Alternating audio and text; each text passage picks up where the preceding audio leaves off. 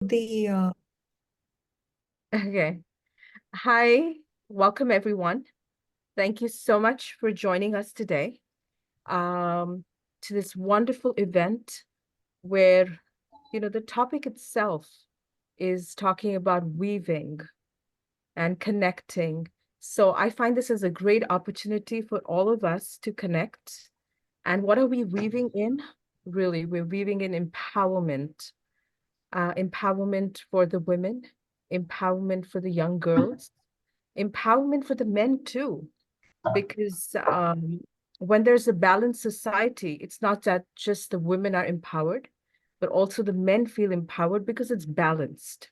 So I'm really, really honored to welcome our wonderful panelists, our guests, um, our team to join us today for this wonderful discussion. And I briefly wanted to introduce our main organizer here on behalf of the Vaishnavi Ministry. That is Dr. Aditi Mishal. Thank you so much, Aditi, for putting in the time, the effort of that it takes to put an event like this together. So thank you so much, Govind, Gayatri, and then it's always my pleasure. Thank you. Yeah. thank you. And just to let everyone know, like all of us, we wear a lot of hats. Aditi has an amazing portfolio that she brings. And Dr. Aditi, she's a distinguished figure in the field of sustainability. She's serving as the director to the Center of Sustainability in Atlas Skill Tech University. And she has a PhD in sustainability green behavior. Uh, I can tell you briefly that we were on the road walking back, and she was still taking pictures, of any sustainable or green spaces within a really busy city. So she's constantly meditating. It's her breathing process, sustainability. And that's what she wants to take back to her universities. And her expertise extends to innovative technologies as evidenced by her patent. She has a wonderful patent that is the smart toilet tracking system and a copyrighted work on empowering sanitation decisions with the global system science of sustainability. She is a sought after trainer and consultant for prominent companies like GE, Tata Motors, Rickett Benskies. Dr. Aditi's leadership is characterized by empathy and strong commitment to family and faith, which has contributed to her success in spearheading multiple long-term projects, often in collaboration with organizations like the UNEP, WWF, and Google, with a significant budgetary impact that she has brought to the table. So it's really an honor to have her amidst all of us and be one of the main organizers for this event. So I just want to hand this over to you, Aditi, for a brief Thank you so intro to the couple hours we're going to spend together. Yeah, thank you so much, Gayatri, and a very sweet introduction. And I'm so grateful to whole of the panel and would love to welcome all of you here officially for the event that we have as a parallel event to the NGO CSW Forum. We are at the UNCSW 68th session here, and I have prepared a very beautiful welcome video for all of us, representing the team of ISKCON Vaishnavi Ministry and me helping them as, advisor. Um, so there are beautiful moments that we share together. We also share a few learnings from there. So please allow me to share here again the screen for,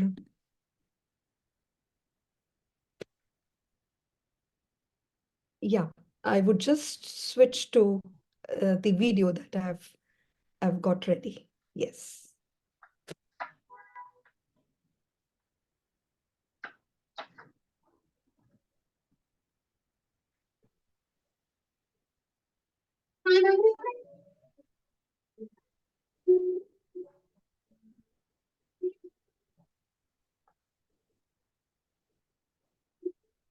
I don't think we can hear or see Aditi.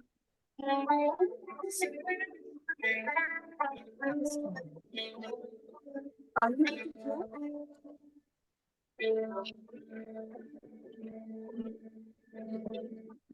Was everybody else able to see, or it was just me? Okay, Uh, right. you are able Able to to see. No, I think I wasn't even able to see. Maybe when you're sharing the sound through Zoom, there's a box that you need to check. sure. Um, Let me figure it out. The thing is, because I'm not on the speaker, so it should still allow. okay. Just give me a second.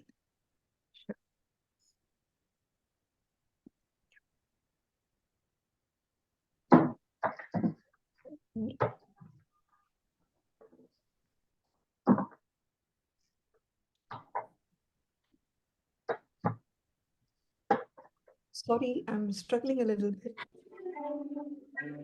Are you able to hear Yes, we're able to see now.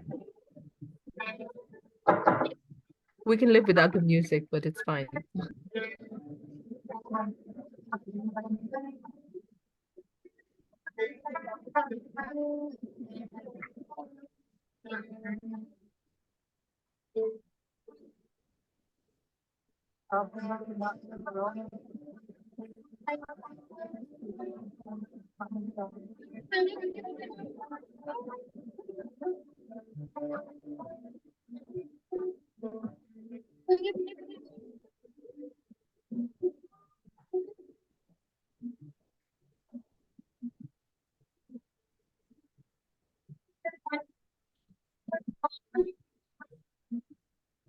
Oh, sorry.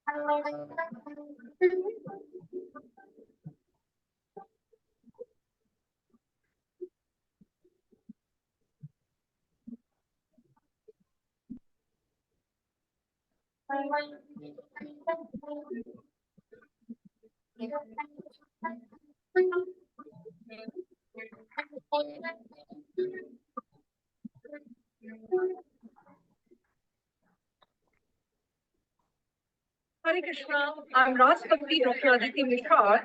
I'm at the UNCSW for the second year now in the role. And it has been amazing meeting people across the globe, wonderful women, and doing a lot of work for women. The opening session revolved around the conflict and war and the way it is impacting women. I'm Rukmini Walker from the Urban Devi Collective and the Vaishnavi Ministry of ISKCON, International Society for Krishna Consciousness. And I wanted to say that I met some really fascinating women this morning from Ukraine. And the president of this organization, she is, well, they gave me this flower to support Ukraine, but she made a beautiful organization that's welcoming the participation of women from all over the world. It's the Geopolitical Alliance of Women. So her intention is to get women's voices in the public square to defend rights of women against war, against poverty, coming from all different sectors of the world. So yeah, wonderful to be here at the UN with all of you. Hare Krishna, and we are at the United Nations headquarters in New York representing the Vaishnavi Ministry from ISKCON. Super thrilled to be here with wonderful ladies around me. For me, I find that the energy in the room, the energy in the building is magnificent because there's like-minded people who are coming together for that purpose to uplift women and girls globally. How about you, Tiffany? Well, I just want to share. My name is Tiffany Cooper, and I just want to share that I sat in with a woman from Kenya. She served 4 years of the parliament there. and she's no longer in the parliament. She started a school on the land that her family members were massacred. And that school has made such a difference in the area. It's brought people together by bringing the children together, which in turn brings the parents together. And I was so impressed by everything that she had to say. It was so inspiring to see that one woman can make such a difference in any movement. What about you? Yeah, What about you? here we go. My name is Ineke Zomba. I'm here with this wonderful group, and I also represent FFLB, Food for Life for Durban. I think this morning, overall, this is day 3, and this morning was exceptionally powerful, where we had the opportunity to spend some time in a room with the Secretary General of the United Nations. And I think he gave us all the courage to raise our voice. It's disturbing to hear that gender equality reversed in the last few years. And he really empowered us to raise our voices, because it is not okay. And as he said wisely, it's 99% of all the wars have been started by men. So he felt that it was time that the women raises their voice to come together and look for solutions and better opportunities. What about you, Vaishnavi? So I'm Rukmini Walker, and I'm from suburban Washington, D.C. And I'm representing the Vaishnavi Ministry as well as the Urban Daily Collective. And yeah, it was so inspiring to hear the Secretary General speak about how actually he was saying it's a misinterpretation of religion to say that women have to be kept down. And continuing the patriarchy, keeping women's voices out of the conversation, out of the, social, the global conversation, the public square, is really a misinterpretation of religion. And he was saying that religion can do so much to bring about that equality. And he was saying, go for it, fight for it, and take no prisoners. What do you have to say?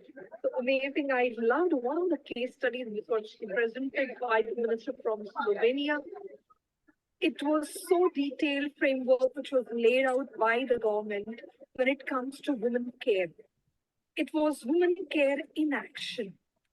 They talk about, how they ensured the maternity leave, paternity leave is in place. The extra large family is given all of the allowances to be taken care of for the children 3 and more. I think it's high time that governments stop just speaking and start acting. My name's Krishangi Ravi from South Africa, and it's a pleasure being with these wonderful group of ladies, representing women, having a voice, having a platform to speak. And with this kind of energy in the room, we can make a difference. Hare Krishna. So that was the glimpse into what we experienced at UNCSW 68.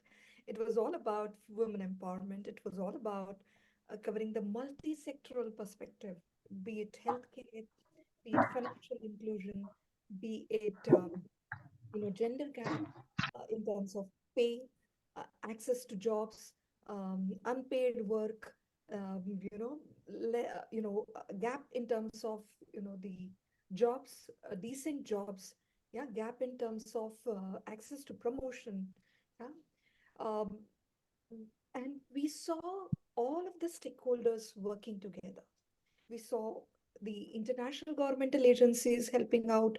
We saw governmental, organizations. So like almost 192 plus member states, putting up their promises that what they are going to do, what they have already done.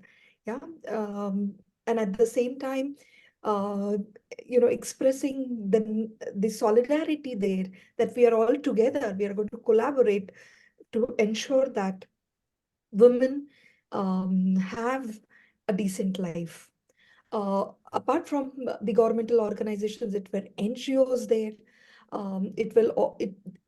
It also saw a lot of academic scholars, people walking in as an individual who really cares, probably to bring in difference. So whether it was individual, organization, and all, we saw that solidarity in action. And the panel discussion that we have today represents just the same. It is, women from all walks of life who have worked in films, who have worked for making the women understand their self-efficacy, their self-esteem, their persona. We have women who have worked in UN, in that ecosystem, and who have made the difference. We have women who have worked with children from marginalized backgrounds. We have women who is working to make the job mainstream, for women who have left career in between. So we have women from all walks of life. I had a few more interesting videos from Gayatri and from others, but probably the time is short, and we can't go on with those videos. Now time for all of us to hear all of you. Over to you, Gayatri. Thank you so much, Aditi. That was really, really such a beautiful video and so inspiring. Just the nuggets that was shared in that little clip that you showed is, just relives and I believe instills faith that there is a possibility of change and each and every one of us can make a difference. So thank you. And like you exactly mentioned, I was just looking when I was reading the bios of this wonderful panelists that we have here. Very diverse in the kind of work, but still connected. Like we named this whole thing, the weaving empowerment, very connected in the most important thing, that is empowering women. So it's my great honor to welcome our panelist, Priya Samant. And Priya Samant, she's a multifaceted social tech entrepreneur. She's adept in technology, arts, policy making, entertainment. She is the CEO, co-founder of Abristo. We're in the age of AI.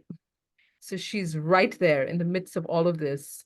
Abris.io, the AI tech startup renowned for its products like Uprate.ai, the upcoming CloserLook.ai.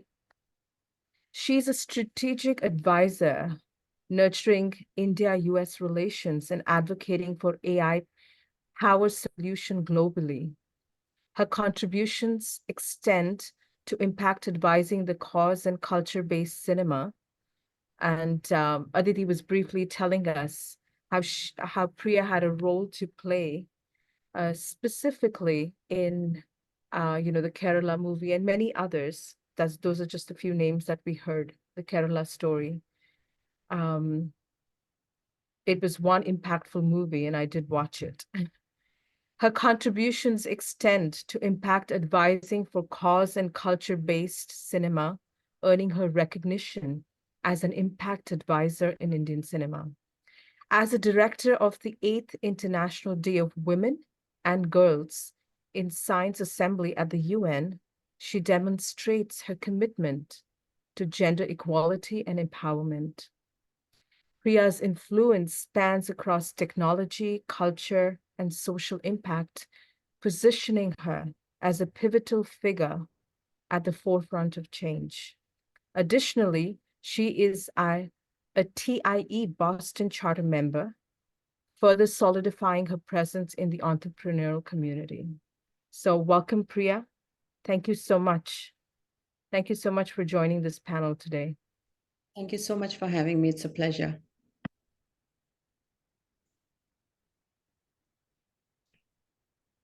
So I request Priya to say a few words about some of her work and, the span that you bring right from AI and cinema, and how are you tying all of that in with women empowerment? we're all really eager and curious to hear. So thank you so much, everyone, for having me. It's a true honor and a pleasure to be here. So my journey, is a journey of an immigrant coming to this country, and I was always driven by social impact and how I could do my bit to make this world a better place. And coming to this country, I did learn a lot, the values that I got from my homeland and what this country gave me, the inclusivity. I live here in the Boston area. I've been here for 24 years. I learned a lot, and as you mentioned, my career has spanned multi various verticals, and in all of them, what I have learned is voices and representation is extremely important. And in the day and the age that we live, and with the power of technology, but it can be a blessing and a curse. We can really, really drive change if we come as a community, if we build ambassadors. And where the world is going on today, it's extremely important that those voices are heard, large, loud, and clear.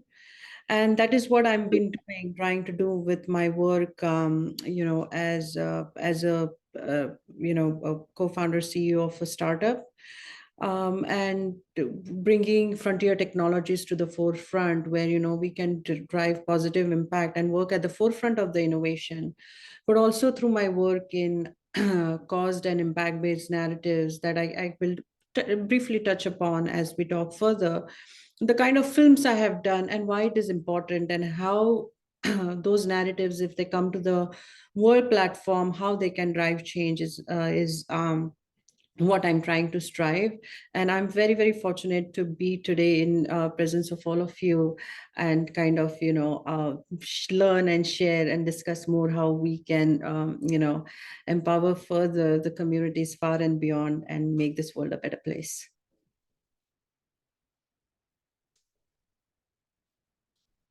That is just phenomenal. Thank you so much, Priya, for your contribution and for bringing that insight.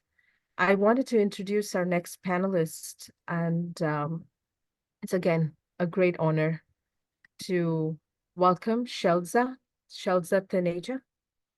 Shelza Taneja is a distinguished writer and poet, and she has already been honored by the United Nations with over 2 decades of experience in public health, business administration, and certifications in knowledge management, mental health studies. She has collaborated with several esteemed organizations like the United Nations, the USAID, and the American Express Bank. She is the founder of Creative Expression, and she focuses on global sustainable development.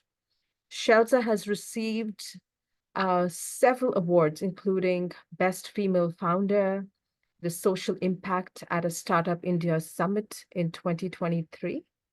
And she is an ambassador for Green Planet Award at the EY4EV, which actually stands for encouraging youth for electric vehicles. I was like super impressed with that,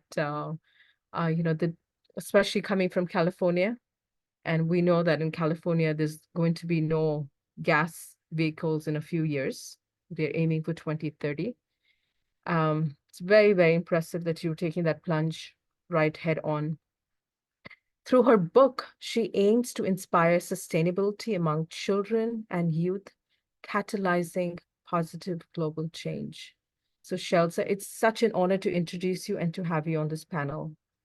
I really want to request you to share a little bit more about Creative Expression that was founded by you, and how it's promoting sustainable development, and how that's going to weave into gender empowerment and poverty elimination. First of all, thank you, everyone. Thank you so much, Dr. Aditi, for giving me this platform. I am really honored and touched, with the presence of our distinguished panelists, and the kind of work that everyone is doing. It's really, really being honored to be here. So I am born and brought up in Delhi, and with the heart of an Indian woman, I can say. So I actually covered a vast journey, being very curious, very curious and passionate to do something which I believe, from the core of my heart. So I started my career with the private sector, and following my calling at a very young age, moved to the development sector, which is almost 20 years being into development sector and working in different areas, different, majorly focused on health, but contributing into different, from MTGs to SDGs, now we call them. So it's been a big journey, basically. So women and girls, and working for children and youth, this is something which I believe more deeply connected to. And through various roles uh, of my during my career while working with different organizations like United Nations and Clinton Health Access Initiative, they actually gave me a very good understanding of working with the communities, working with the individuals, working with NGOs, with civil society. It's a complete, circle which I covered very happily and very passionately, that how government functions, how the national response works, how the NGOs and civil societies, they voice it out, how these young children and youth, they are coming up with different kind of solutions and innovations and different platforms.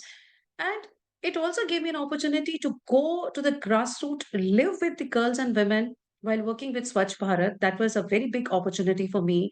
I lived with them. I understood their issues and the problems and the real life, things, which somewhere awakened me to a different level. And I could not be into just a job for a longer period after that, because when something has taken a kind of a seed within you, and you want to uh, you want to do something for it, then you can't stop that. So last year, finally, I took that decision to found an organization called Creative Expression, which is a very, very unique kind of a platform.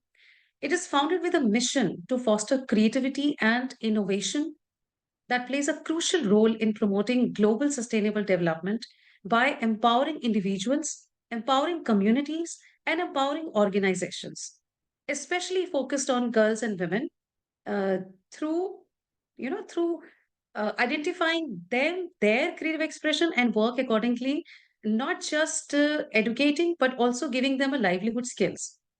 So, through various initiatives and programs, creative expression facilitates skill development, entrepreneurship, and access to markets, to the products that they are creating.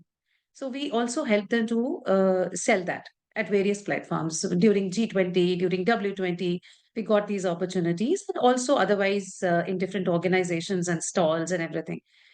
And somehow, through these initiatives, we are contributing to poverty elevation and advancing gender equality worldwide. And in my recent initiative for children and youth, I have written a book. Is it okay if we talk about this now, or should we Absolutely. talk Sure. about Please. this? That's fine. You can go ahead and give a brief introduction to the book. Definitely, definitely. So it's, as I said, it working with the youth and children has been a passion. So I took those initiatives where I visited a lot of universities and schools and interacted with them with this mindset to understand how much do they know about sustainable development and the SDGs. Because somewhere we all are looking forward to them as a change maker, as a future leader. But what is it that we have given to them? And it was a little surprising that their knowledge about SDGs were very limited.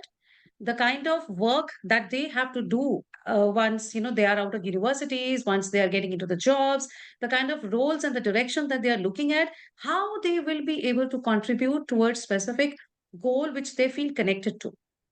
That was a gap. And to address that gap, I have written this book, which we will come to later. So thank you once again. Over to you, Gayatri. Thank you. Thank you so much, Sandra. That was really inspiring. And you know, how the youth is our future. So putting time and effort into empowering the youth is something so crucial and definitely should not be neglected. So coming over to our third panelist, and such a wonderful person. We've been interacting, you know, being here for a few days, having a couple meals together, just interacting, meeting across the UN headquarters. It was just wonderful to know you, Enike. It's just such an honor to introduce you. The energy that you bring, the passion that you bring towards your work. I've just been, you know, every time you're talking about the girls from Vrindavan, the little gifts that you brought, it just touched my heart so deeply. So it's really an honor to introduce you, and I'm so grateful for you and for all the work that you're doing. So for um, everyone else, I want to share a brief description about all the work that Enike has been doing. Enike is on Dag, and she likes to be known as Nikki. Is that correct, Enike? Am I pronouncing that correctly? Sorry, it's Ineke, yes. Enike.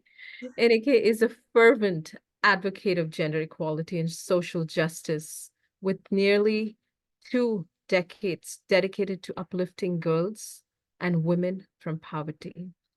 She leads a prominent organization in Vrindavan, India, providing free education to underprivileged girls with a holistic approach to offer improved opportunities to prevent child marriage and labor. Enike is also the founder of 2 US-based charities focused on enhancing the lives of women and the youth. Recognized as an ambassador for change, she originally hails from Netherlands, but now lives in Texas, USA. So Enike, please elaborate on the holistic approach that you have and your organization in Vrindavan has taken over to provide improved opportunities to these underprivileged girls, you know, protecting them from these practices of child marriage and labor, child labor. Thank you so much, Enike. Thank you, and thank you for organizing Aditiji. It's been a remarkable week here together. You know, sometimes a little bit sad to see that everything we already knew is just being confirmed, but feeling very strengthened with the group of ladies that we move around and spread around in all the different topics and then come together again to share. And thank you for giving me the platform here to share about Food for Life. And I apologize that I do have a little script that I keep because there's so much to share in Food for Life, and I just don't want to forget anything. So I might be reading a little bit from that as well. So apologies for that. At Food for Life Vrindavan, we have multiple programs to protect and elevate the life of girls in the community they live in. We run 3 schools for girls who come from the poorest of the poor families. We currently have about 1,500 girls in our schools and support girls from college and university. We are the only complete free school in the state of Uttar Pradesh. I don't know how we're looking in the whole of India, but Uttar Pradesh, we're the only complete free school for our students. And I can say with confidence that the vast majority of our students would not have been able to go to school if it wasn't for Food for Life for many, many reasons. In the rural and poor areas that FFLV operates, boys are seen as an asset to the family and girls a liability. Historically, the parents of a girl feel the pressure to marry their daughters, and they still need to pay a dowry to the family of the boy that the girl will move into. And unfortunately, the system is still that the younger the girl is, the cheaper the dowry. And this is the reason for many of our students to be forced into a marriage for very, very long, because the parents simply don't have any money. And this became painfully clear during the COVID-19 pandemic, where we were not able to be in daily contact with our girls, but later found out that many of the girls have disappeared into child marriage. So keeping the girls in school and taking away a lot of financial pressure of the parents protects the girls from child marriage and child labor. When our founder, Rupa Raghunath, started FFLV over 3 decades ago, it was mainly a food distribution program. He observed that food only is just solving the problem for today, and that we need to create opportunities and a better future for tomorrow.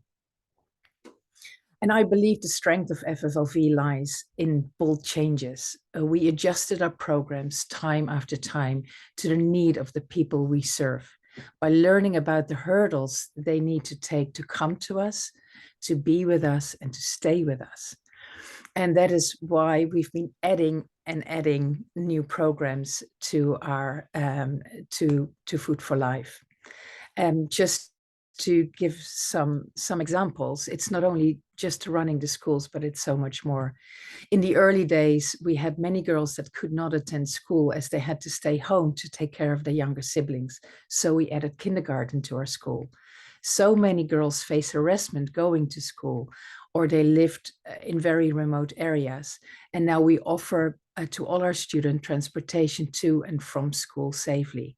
We offer them nutrition meals so they won't go hungry. We supply medical needs where it's needed. We give them new school uniforms twice a year. And for many, that is the only clothing they own. We supply notebooks, 2D books, pens and pencils. They have access to after-school programs such as dance, art, embroidery, martial arts, yoga, and self-defense. We have a dedicated child protection team, field officers to check on the students and their families if needed, and professional counseling for our students. And I think this holistic approach has served not only our students, but also their families. Fathers are employed to bring their daughters and their friends to school in their tuk-tuks. Parents are employed in our schools, our organic farm, our stitching center where we make our uniforms. And around 20 students now, ex-students, work in our as teachers and office staff in our school, which we see as the future. So they can now serve the community that they come from. We supply food rations to struggling families. We support them with help in paying their rent. We pay medical bills for families where it's needed. And with all this, Food for Life is still very aware of its name, Food for Life, Vrindavan. And we still feed about 2,500 people a day in our food distribution programs. And the school is always open for the community to get safe and filtered water. And that is us in a nutshell for the last. So we've fed millions of people. We have, I think, changed the lives of thousands of girls and their families by giving them education and giving them opportunities for a better future.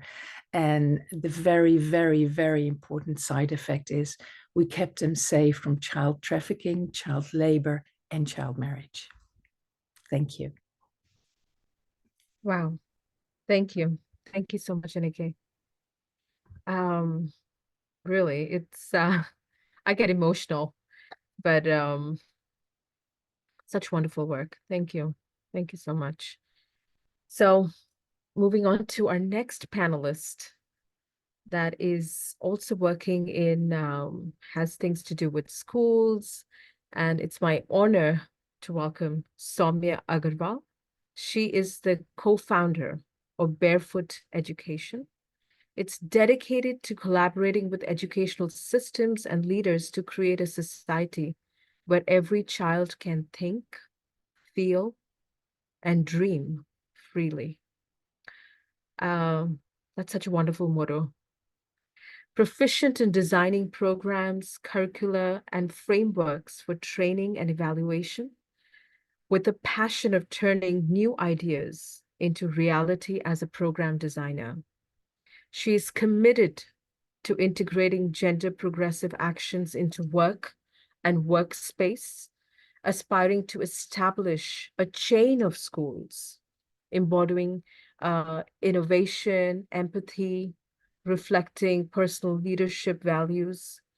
Samia, it's such an inspiring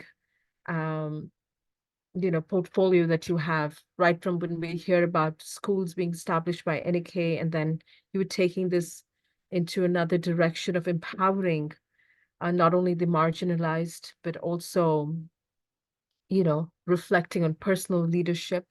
So it's such an honor to welcome you. And please elaborate on your contribution to these educational initiatives that empower communities, particularly girls, uh, and how they can break the cycle of poverty. Thank you so much, and really excited to have heard Priya, Shailaja, and Iniki with all the wonderful work that you're doing. Iniki would love to visit your school sometime.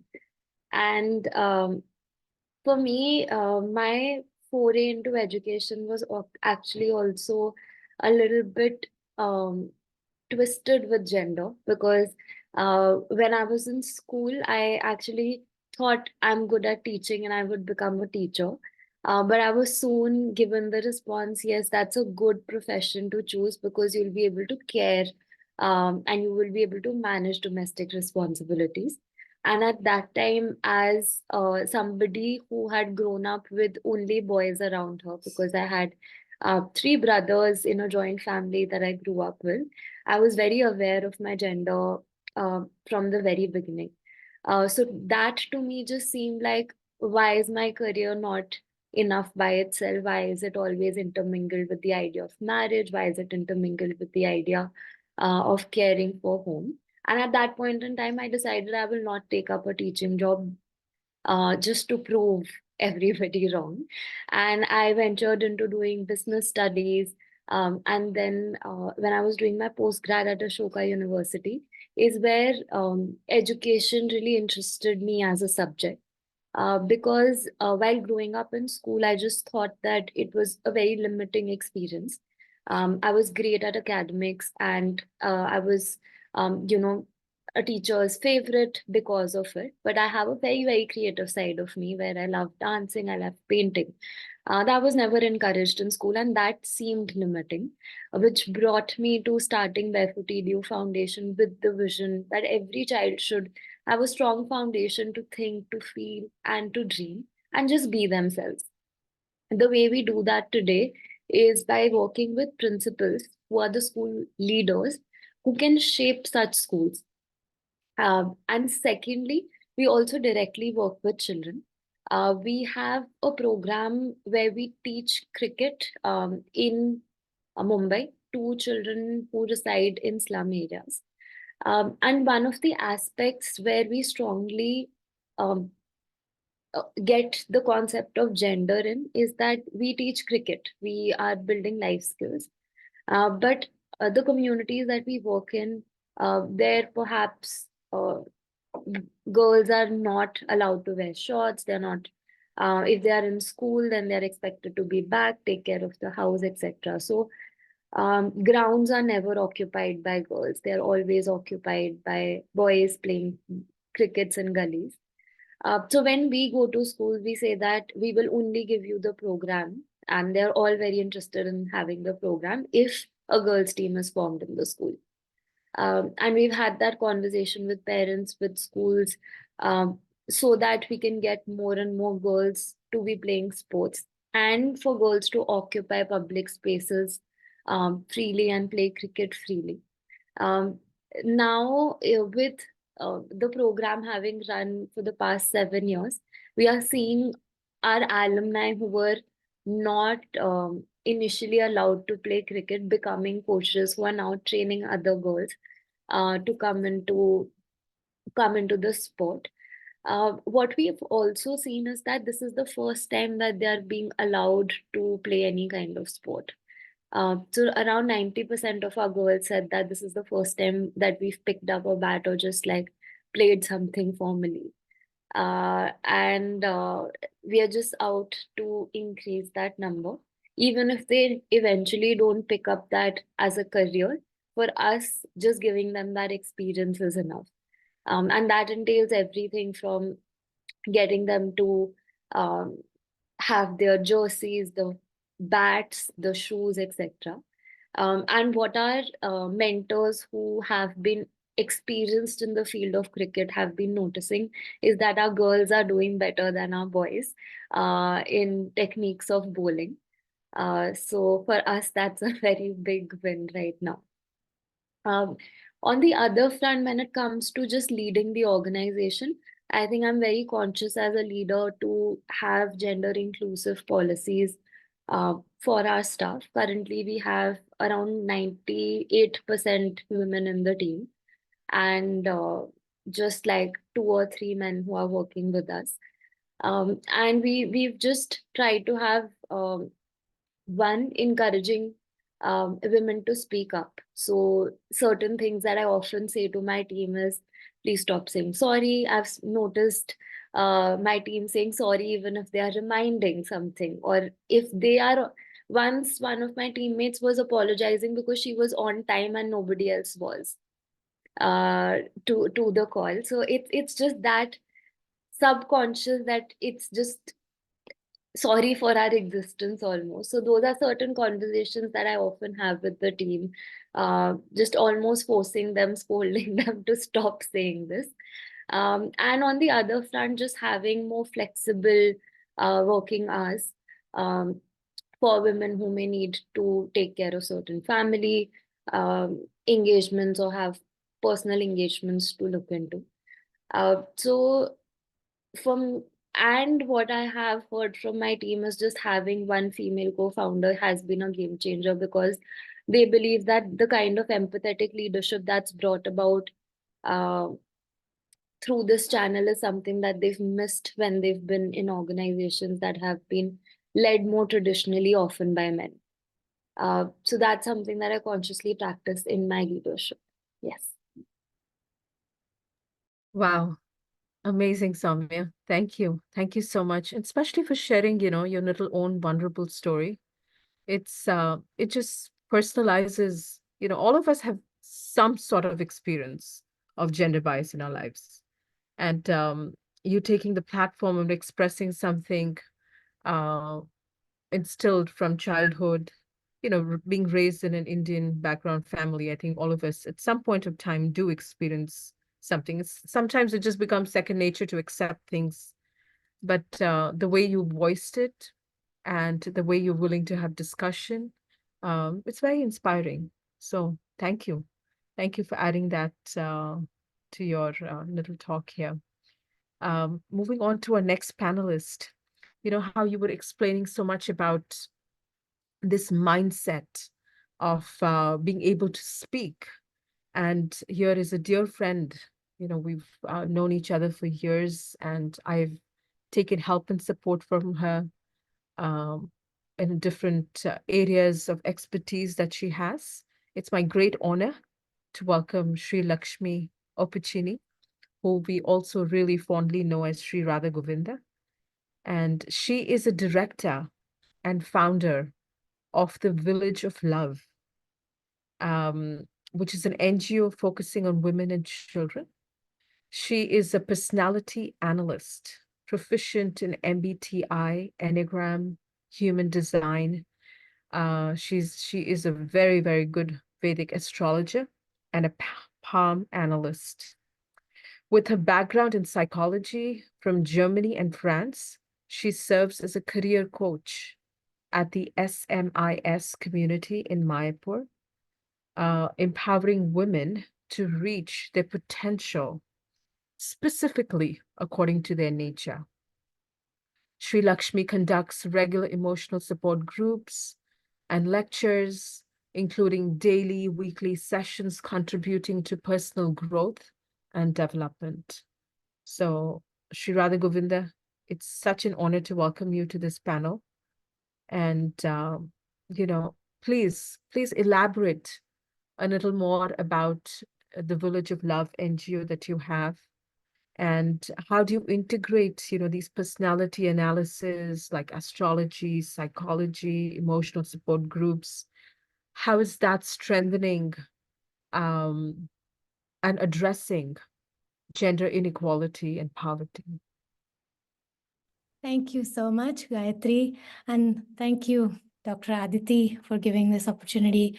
I truly feel like a dwarf among the giants. And I'm just so, my need to be connected to my authentic expression is inspired by Priya, her individuality, which is the key for her success. As I'm observing her personality of not fearing that inner world, but putting it out there and expressing and attaining success.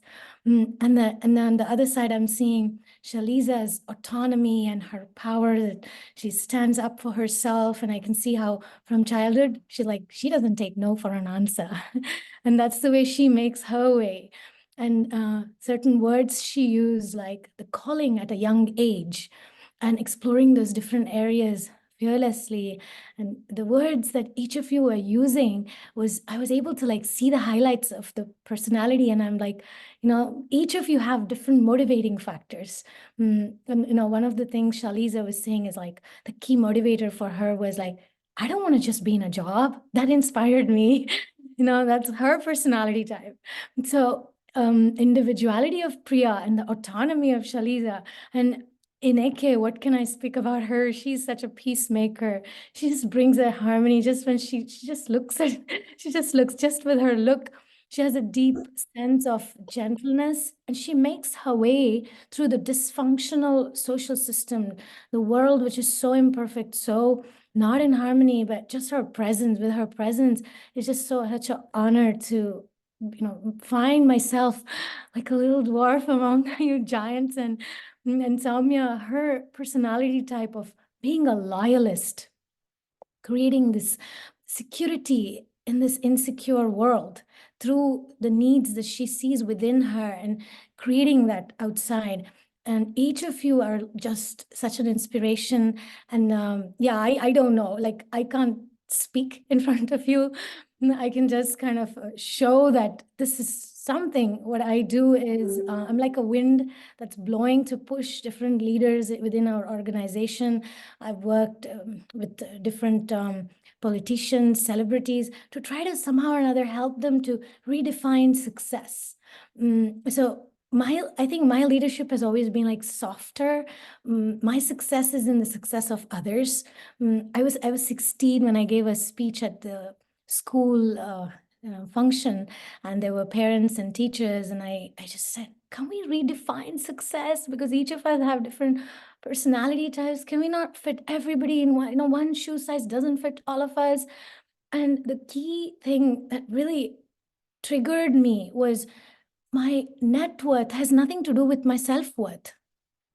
Somehow the society pushes us to believe that my net worth is what is going to define my self-worth. And just like Soumya was bringing up this point, I also did get caught up with this principle of because I'm like a little bit of a people pleaser. I don't want to displease anybody. So that kind of put me under a lot of pressure to try to like prove something to somebody. And that's what I'm seeing. Each of you have kind of gone above that need to try to prove anything to anybody, but just to be true to yourself, true to your nature. And for some of us, it takes decades, and some people never find that nature connection with their own nature. So I have traveled a lot, traveled to more than 35 countries, and one of the thing I make sure is to gather women together. And I remember I was in Bahrain and I was a teenager. I was just married. I got married at 19. So that was one of the first visits. And I got all the women together because all these men were doing big stuff, discussing how to save the world. And I was just like, let's all the women, let's just get together. And then I just tried to like talk to them about their strengths. And I said, hey, why don't we go to the schools nearby and teach Bhagavad Gita? Why don't we motivate children with higher principles to help them come out of these social pressures? Why don't we help them? And they started that program that was more than 20 years ago, 21 years ago. And even today, they're still writing to me saying, that little gathering you had, we all started doing children's program. Now we have hundreds, and we go to all these different schools. So that was kind of like my beginning to kind of believe in myself that I can empower people to empower others. So again, being part of a spiritual organization like ISKCON is not easy. Wherever Indians come, we build our own little India. So I did go through a lot of women can't do this, women can't do that. So there were like two major things I started. One is I started with premarital training for women. Instead of depending on man, try to find the right man, try to become one. So I wrote these courses, and I wrote these workbooks on premarital training. And then I saw more and more the need that women needed that empowerment. And then just 2 years ago, I started this NGO for women and their children. So the focus is to start right, train the children in a way that they go above and beyond trying to prove something, and your net worth is not connected to your self-worth, starting right so that they don't have to waste decades like me. But to gather women together to help children, get women together to empower other women. I also run a lot of emotional support groups because that's what I've seen. Without waiting for someone else to rescue us, we need to rescue each other, help each other. Not really rescue, I don't even like that word so much, but to empower, because empowerment begins from within. And I'm also blessed with this tools of Vedic astrology, palmistry, which helps me to shorten the time that people find their niche. For example, recently, a year ago, I told somebody, don't do business with iron, do business with wood. And this person made tons of money just in 1 year. So I have these subtle skills or subtle tools to help people shorten their success. And even within our organization, I help a lot of gurus, different teachers and different spiritual organization leaders to make decisions in a way that doesn't get them in trouble. And I help them to prioritize women and engage women in a specific way. So I feel very fortunate that I was able to kind of come to the island, because I was really losing myself in the society and the pressure. So yeah, this little NGO, like I'm just taking inspiration from all of you, that education, to help women understand education, it goes beyond just degrees, and to not get stuck up, but to give them the opportunity to say, just do your nature, and then connect with yourself, and then magical things are happening. I just feel so touched when all these women write. I'm not really doing anything except just telling them you can, instead of telling them, just show them a mirror. This is what you can do with your individuality, with your loyalty, with your autonomy. You can actually create a change. And then yeah, just facilitating, that's actually what I do, and I'm here to learn from all of you. Thank you for this opportunity again. Thank you so much, Sri Radha Govinda. So beautiful. I mean, just the way you started, just within this 40 or an hour that we've been together, you've kind of analyzed all of us. I think Shika's like, I should have been first. I haven't started analyzing you.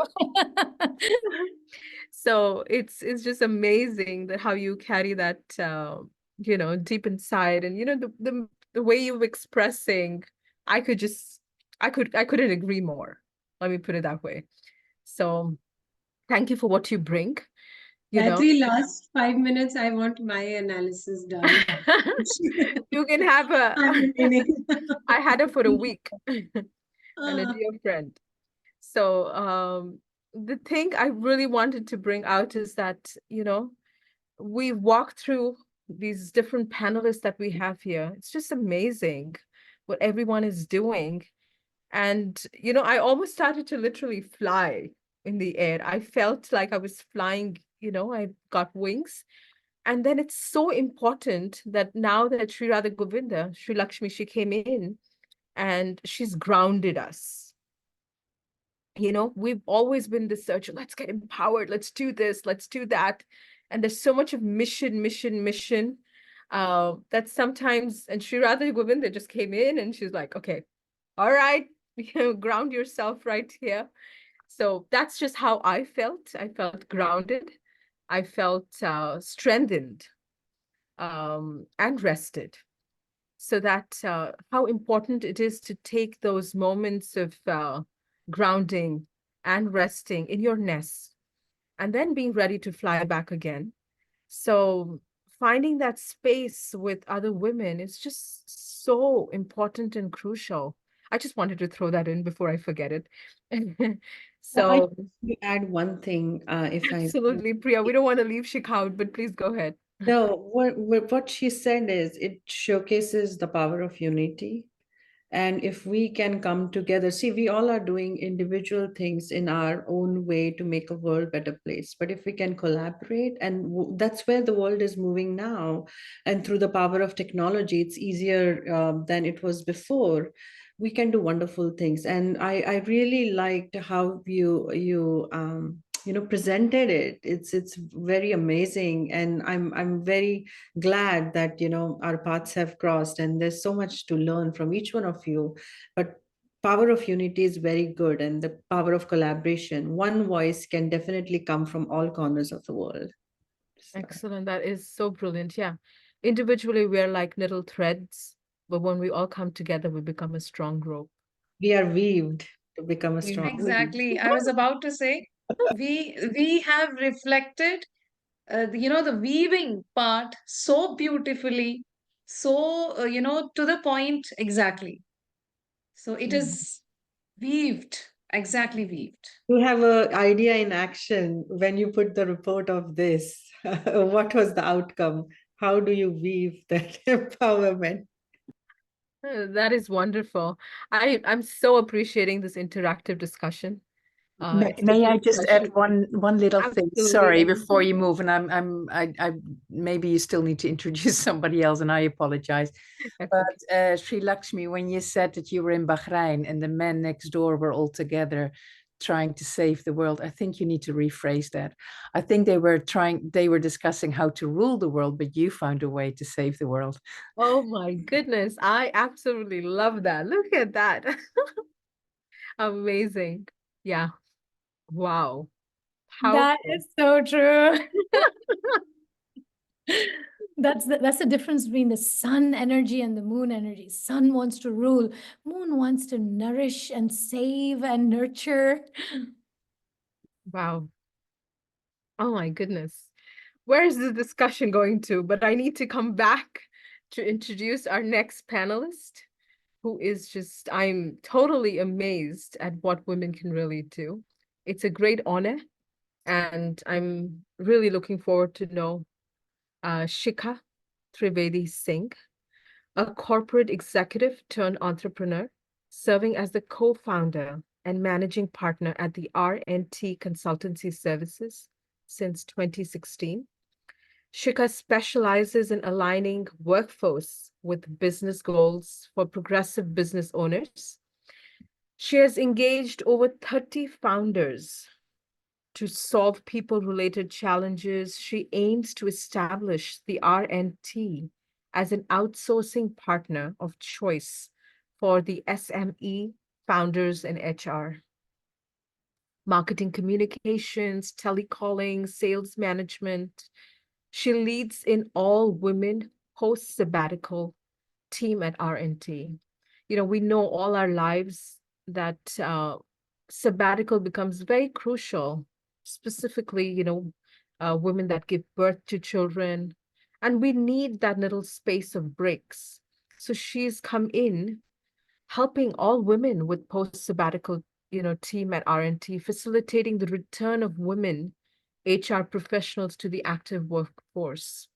Additionally, she holds a position of president at the Rotary Club of New Bombay industrial area. I think you call it Navi Mumbai now. I moved out of Mumbai really long back, overseeing the CSR projects, and is founding member of the women's networking group, Minerva.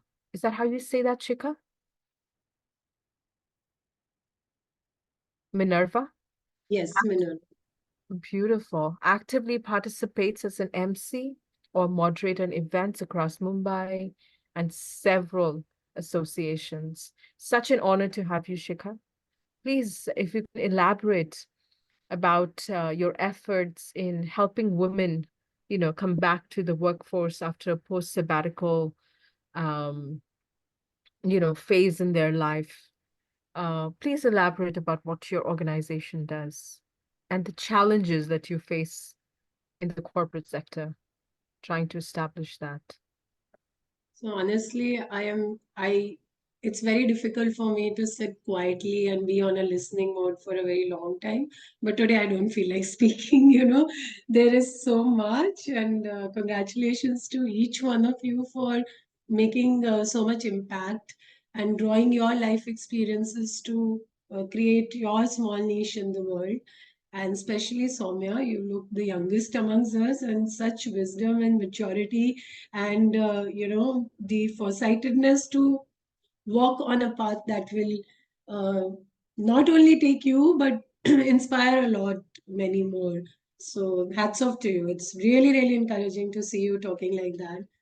So like most of you, what I'm doing is also an outcome of what I went through, and nothing sob story. But I am a very, very urban, city-bred girl with very good colleges, exposure, school, colleges, everything.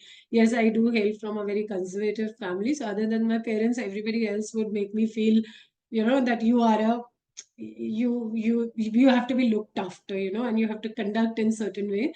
And raised by a very strict mother, but today I'm so thankful that she never made me feel like that.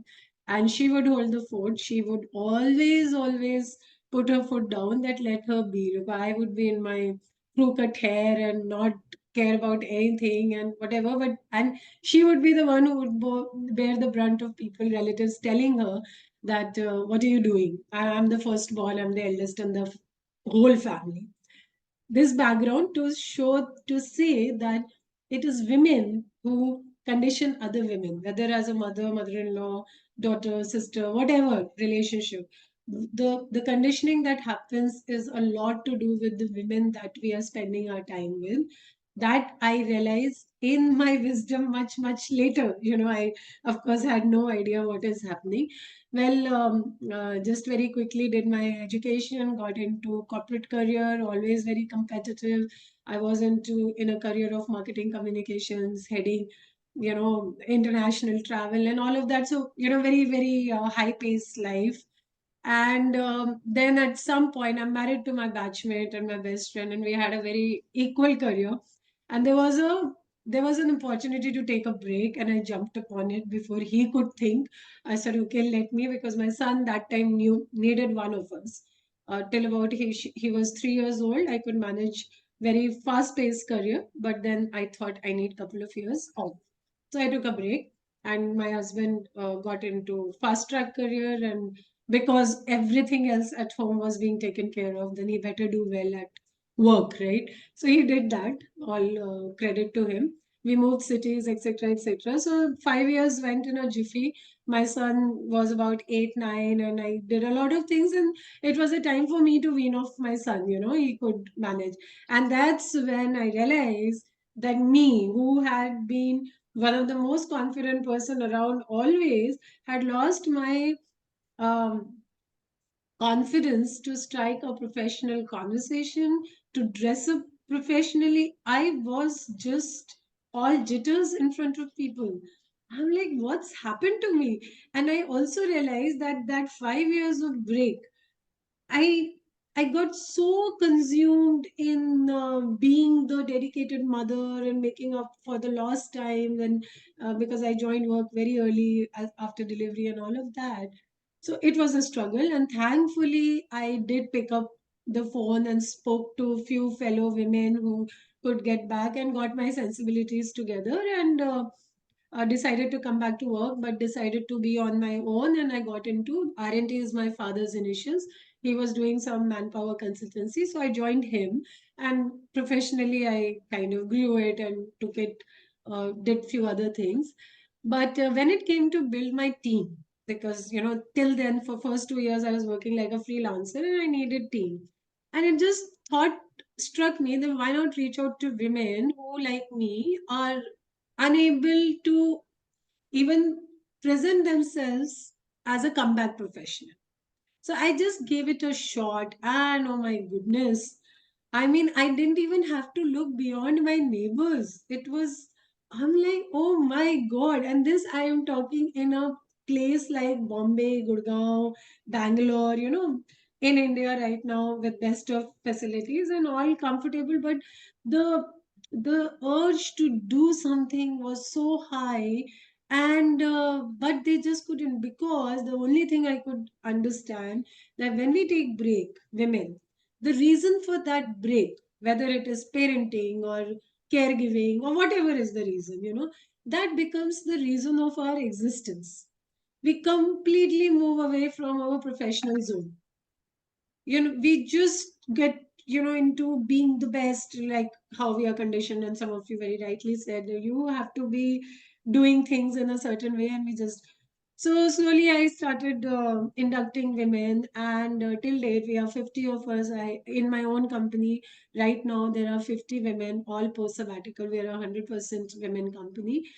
And I always say, and people who've been with me for last few years, for us to extend the hand and get that person back into mainstream work. Give her the confidence that you have it in you. If you've worked for 5 years, 8 years, 10 years, and then you've had a couple of years break, that experience that is inside of you, nobody can ever take it. Yes, you may be low in confidence. So the going back to what I said first, it is women, and we spoke about collaboration, we spoke about joining hands.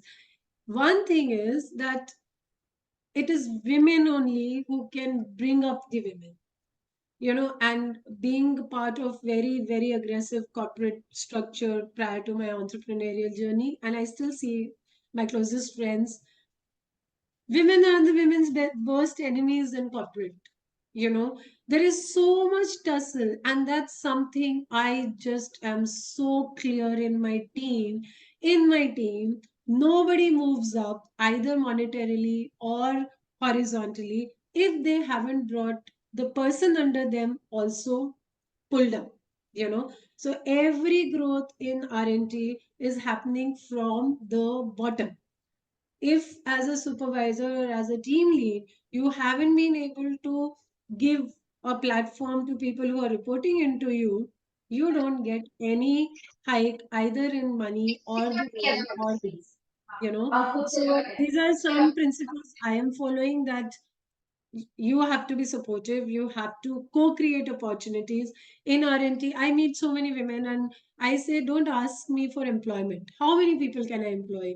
If I have to employ, I have to get that kind of business, right? Then I have to first hunt the business and then employ you. Why don't you just come forward and say, I want to co-create an opportunity? You just come, get your skills on the table, and then I will be the one who will get the doors open. Don't wait for people to do things for you. So my efforts are really to show and tell, be the I'll just tell you one small thing more, because the various aspects of ours are getting. So one random forward had come where there was a random kind of a dipstick of youth, girls and boys in the age group of 18 to 22. And the question was that if you were to discuss about your career, investments, bike purchase, car, travel, who would you ask? Out of 250 people spoke, maybe just two said their mothers. Everybody was like father, brother, friend, boss, mentor, etc., etc. Then they were asked about, what role does your mother do? Oh, she is very loving. She gives me good food. She takes care of my laundry. She is this, that. And that's when it struck me, no, boss, my son has to come to me first. I have a 19-year-old, and it became to me a kind of a thing that, and honestly he is now in the hostel, and for anything, for his electives, for he's just gotten into some small investment, etc., I know that I'm the first person he calls. And he sees me in that light that I can give him a perspective. You know, he tells his friends, when his girls, friends who are girls, call me and take my advice on things which are professional, which are money related, I feel very, very gratified. And that's what I'm trying to do in my team also. Like Soumya said, Baba, don't be apologetic about your career, about your choices. It's your life. And women who have taken a break and then wish to come back, look at the courage. They can shift their life priorities so easily and excel in that. Then what is there to be apologetic about, and who are those HR managers who are sitting and judging you? You know, so being a, so if you see in my background, there's this called extraordinary. That's what R&T team of women is called. We are extraordinaries because we are women who are not only financially independent but also emotionally independent. We take our own decisions, and we are setting high benchmarks for our children also to follow. Doesn't matter whether you're raising a girl or a boy, you are an individual before your gender, and that's what you need to live for. That's a small bit that I can say.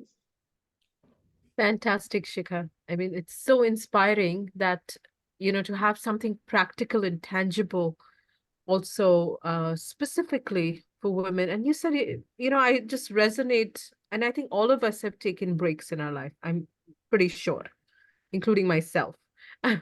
We all have found, and it's just the women that are able to do that, honestly. Yes, We yes. have been able to go back to nothing and then come back to everything. It's just the flexibility that we naturally have in our DNA, It's I just noticed from the conversation of all of you that no matter, what roadblocks came in each of our lives, each one of us that has spoken here and is present here, we've taken that as an opportunity to not see it as a roadblock, but a stepping stone. Like Sri Radha Govinda was mentioning, there was the men doing something, but she didn't take it as a roadblock. She took it as a stepping stone, as an opportunity. Same thing Priya was mentioning, same thing Soumya was mentioning, same thing you did, and Aditi, and my wonderful secretary here, Lilith Valia. She's the secretary to the ministry. All of us in our lives have used roadblocks as stepping stones and used them as opportunities to grow. So, um, just before I get Priya to say something, wanted to request Sri Radha Govinda to make a little comment since we had her before Shikha.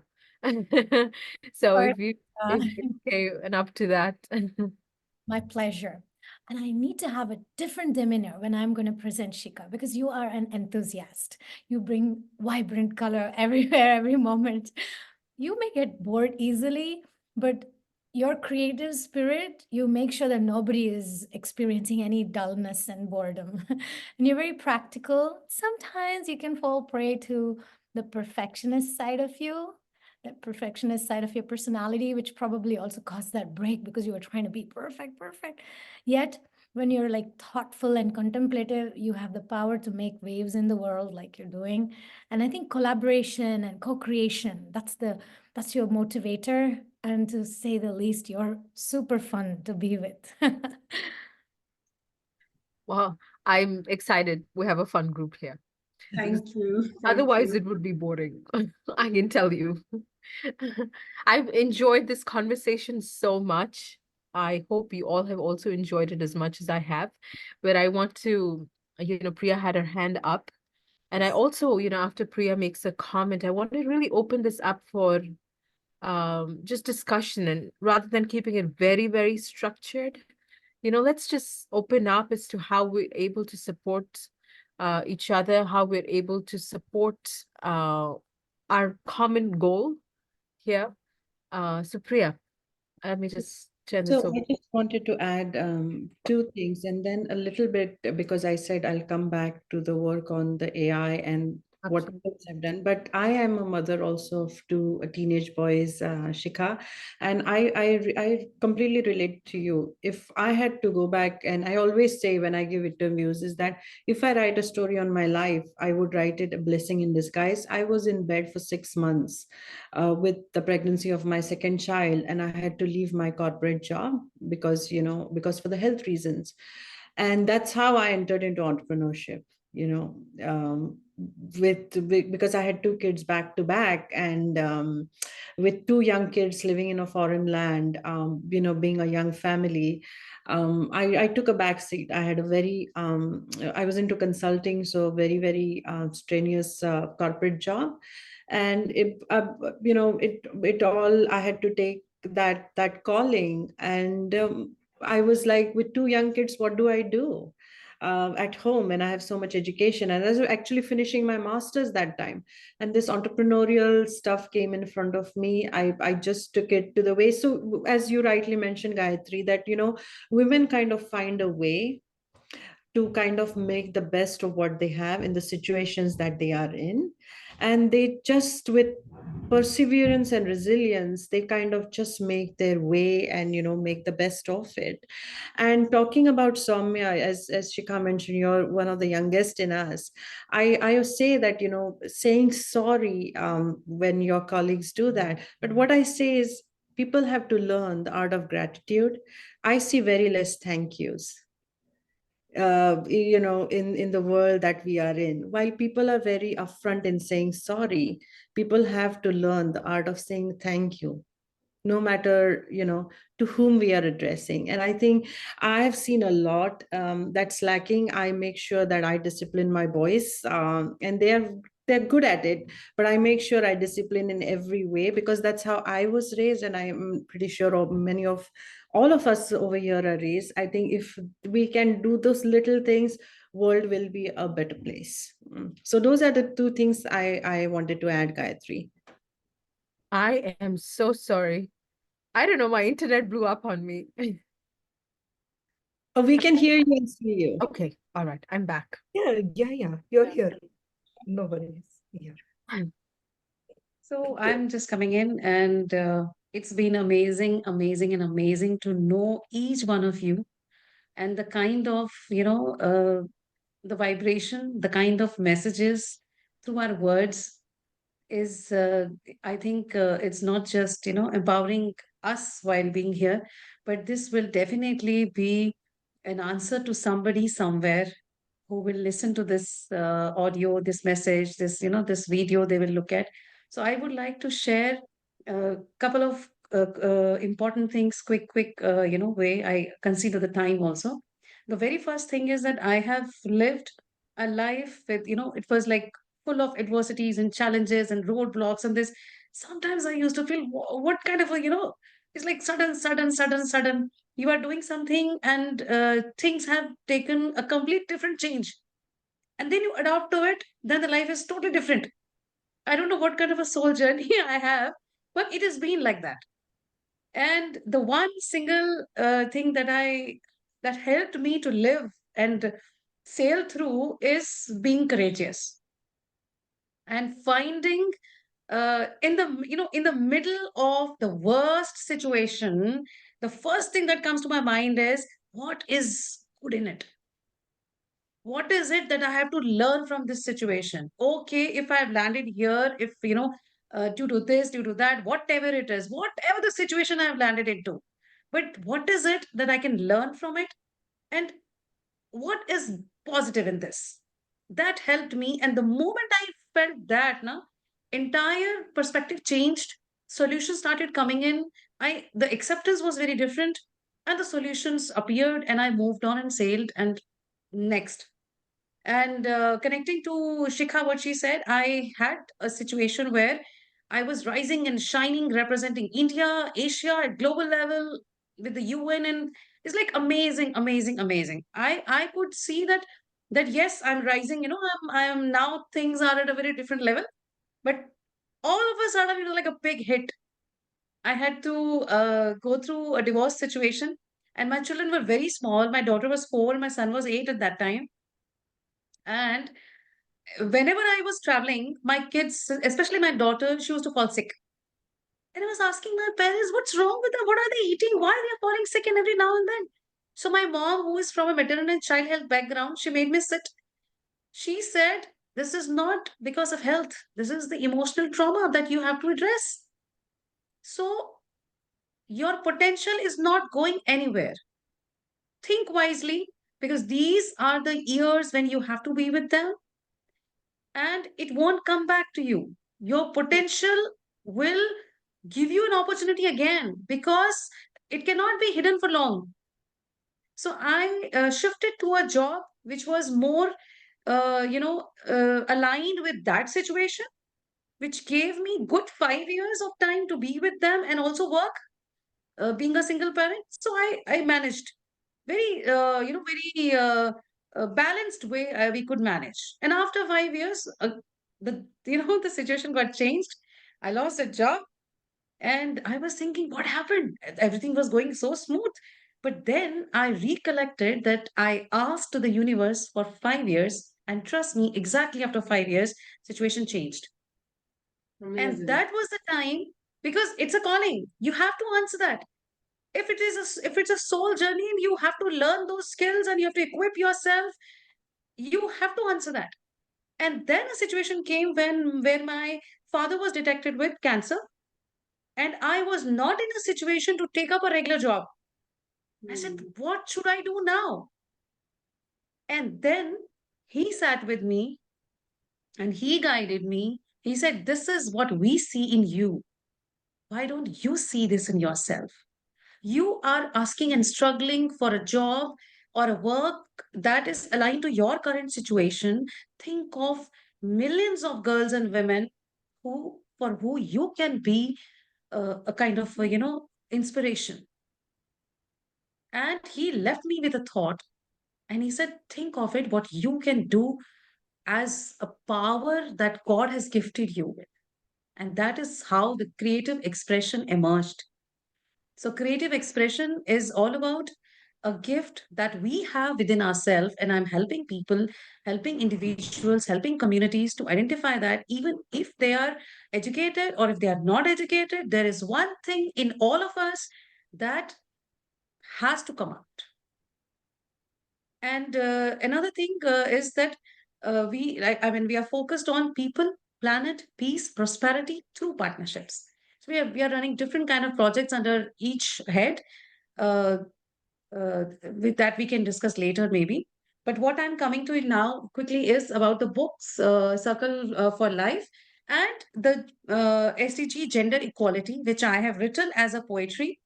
I'm sure this will give you not just the description of SDG 5, the call to action, and this describes quite a lot. So I think let the poetry speak for itself. Achieve gender equality by empowering girls and women. By denying their rights, we deny half of the population. Political, economic, and social equality will benefit the world in totality. End discrimination, deep rooted bias, and pain.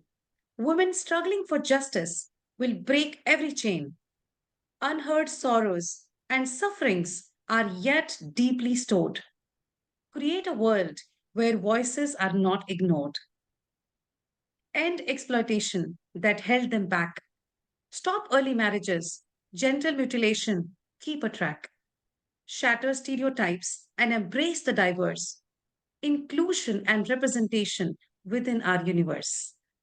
Protect them from masculine greed.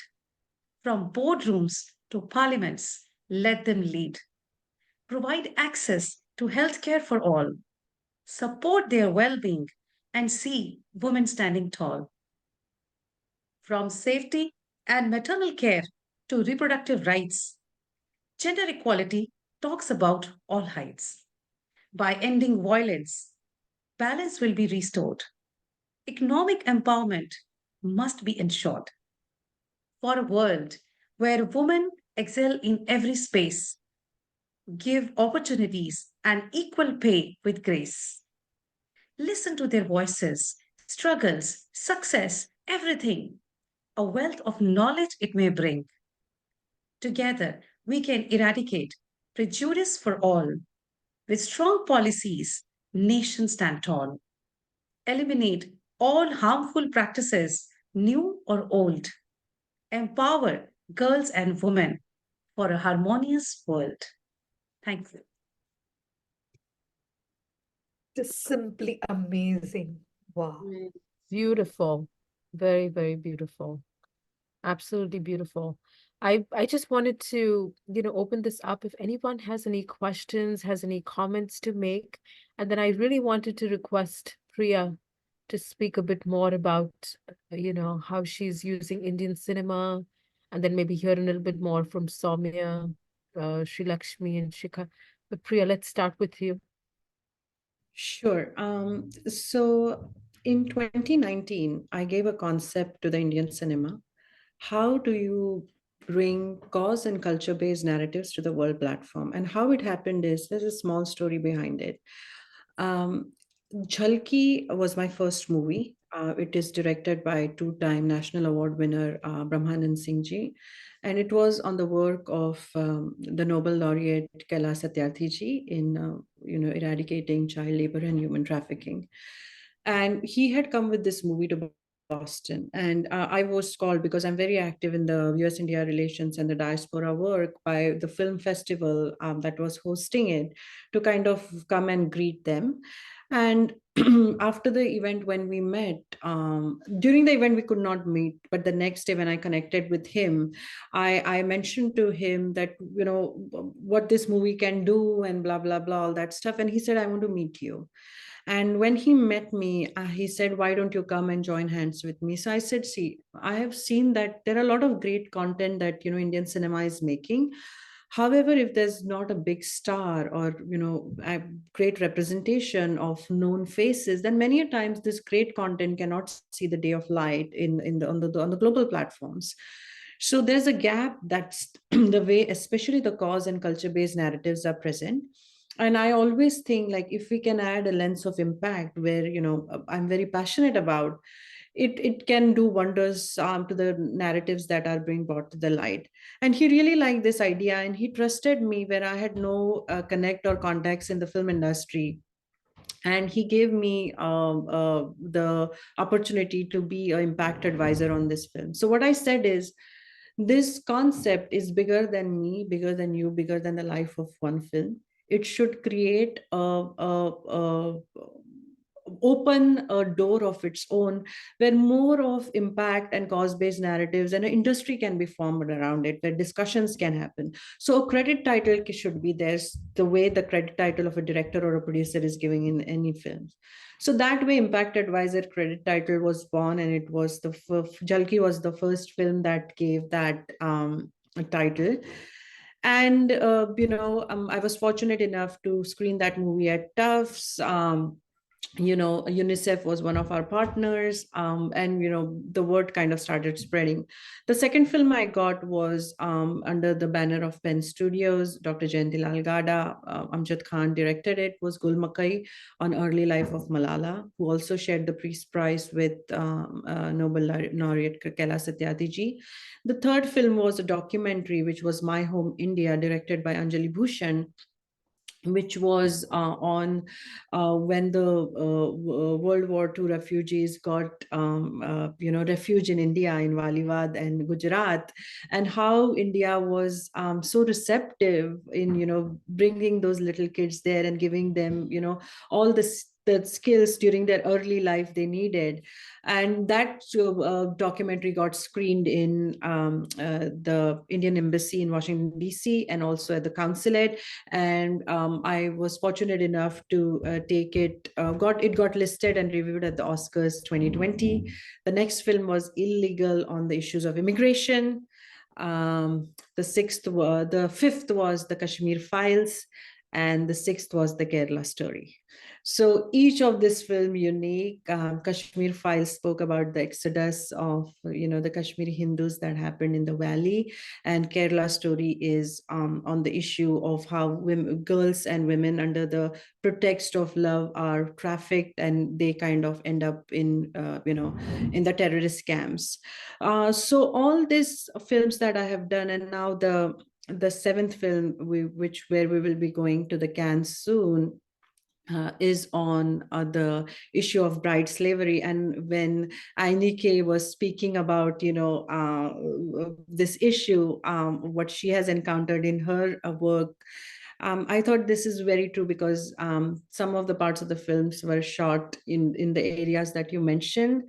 And we are hoping that the issue of bride slavery and child marriages are brought to light, and we can create ambassadors of change.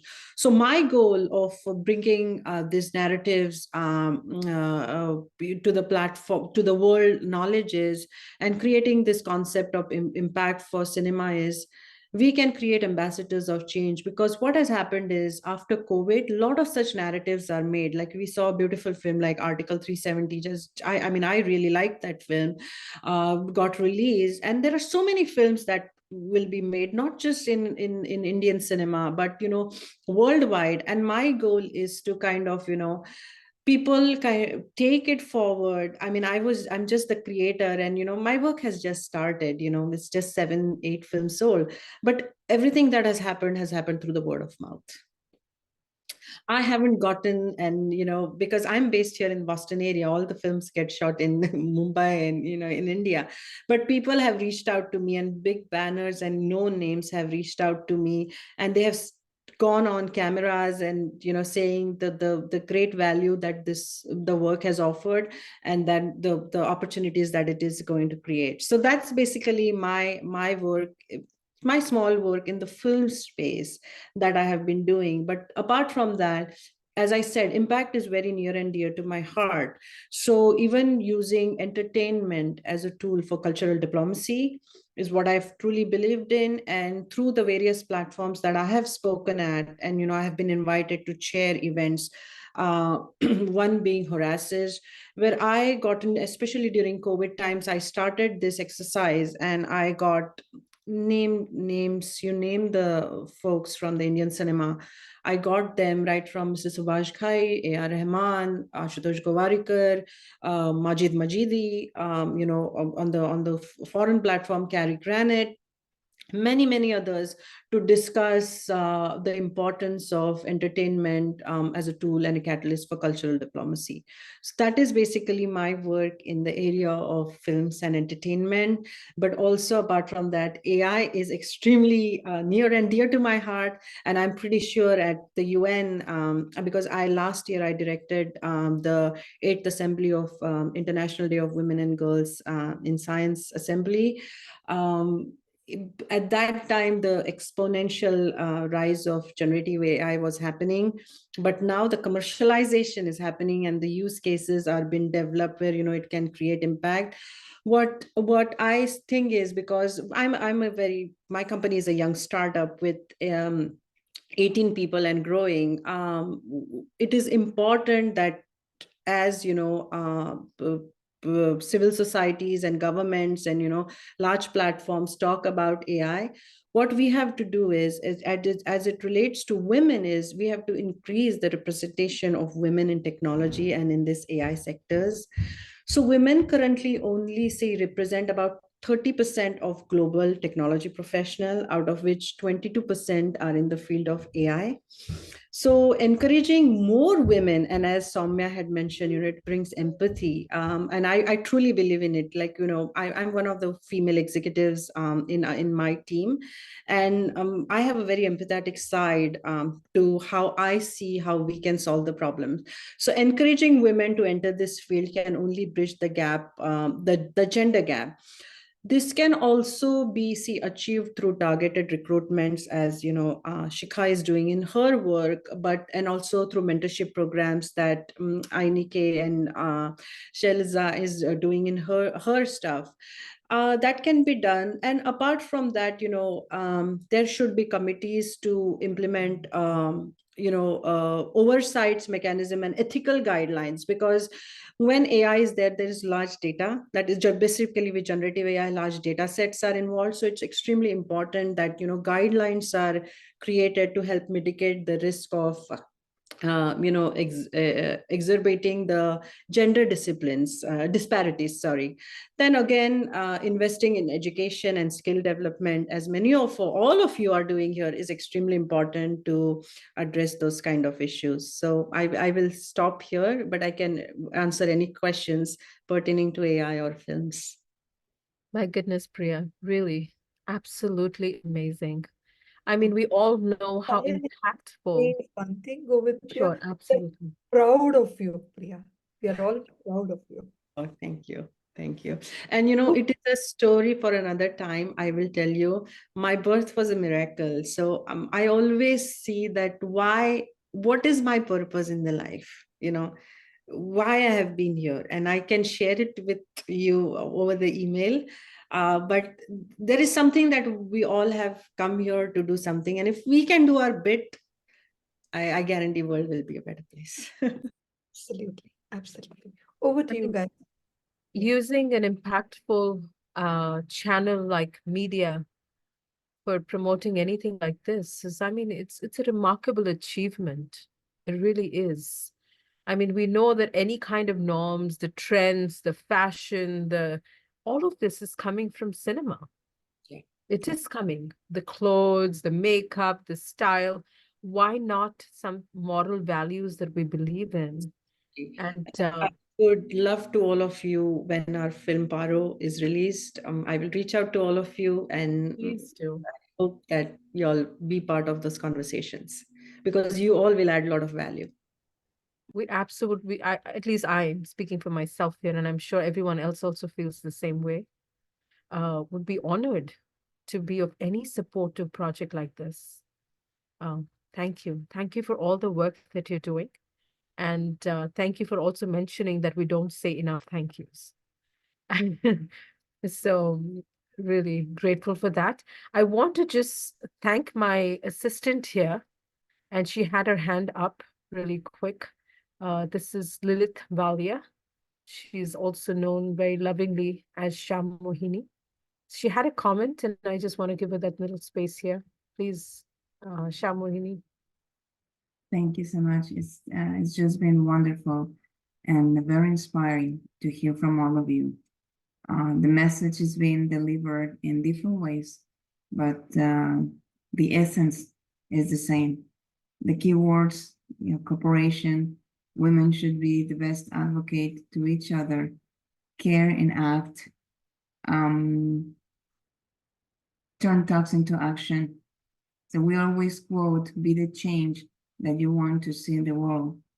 And we may or may not be able to see that change, but today we are planting and watering the seeds for our future generations. And we need to invest in our future today. Wars can create and they can destroy. So let's have the best wars, the best policies, the creativity to make a positive change, because this change begins today. Our leaders of tomorrow are paying attention and are learning from us today. We need to educate because I believe education is a wonderful tool to protect, create awareness.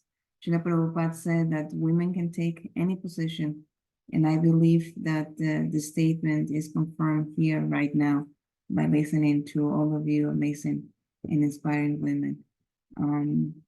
Thank you, Gayatri, for wonderful support to all women and empowering the women. We're so glad and serving together. Thank you. Thank you all. Krishna. Thank you, Sham Mohini, for holding the fort of the ministry. Oftentimes, it would have crumbled without you for sure. So really grateful to you. We have Asita wanted to speak. But right before that, we actually, from the ministry, from the Vaishnavi ministry, we really believe in empowering the youth. and we have Ila. Ila, would you want to just say a couple words? If you can turn your camera on. Are you here?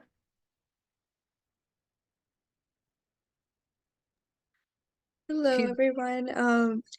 It was really inspiring these last couple hours getting to hear how people from, honestly, like if you would first look at all of you guys, we'd think that everyone is from such different disciplines and such different like backgrounds, yet everyone has found a way to weave gender equality and all these like topics into their work and found a way to make a difference within their communities and on a bigger scale as well. And it was really inspiring to hear how there isn't a cookie cutter role or cookie cutter way that someone can pursue gender equality or someone can try to work in these areas. And I was really grateful to be able to hear all of you speak and learn about your experiences. So thank you everyone for so kindly explaining everything you guys have done, and thank you for inspiring me. Thank you, Ila. She's been passing off as my daughter this whole conference. Yeah, I'd be so proud to have a daughter. I have two boys, 18 and 15. But Can I yeah, also add something here? sure. So Bharati, Ila is the youngest delegate Did I among, lose you? can you hear me? Can you hear me? Yeah, we can hear you. Yeah. So she's the youngest delegate at the UNCSW from amongst us. And by the way, who was behind that particular camera was Ila. So, we are so grateful for all of the support that we have got from her.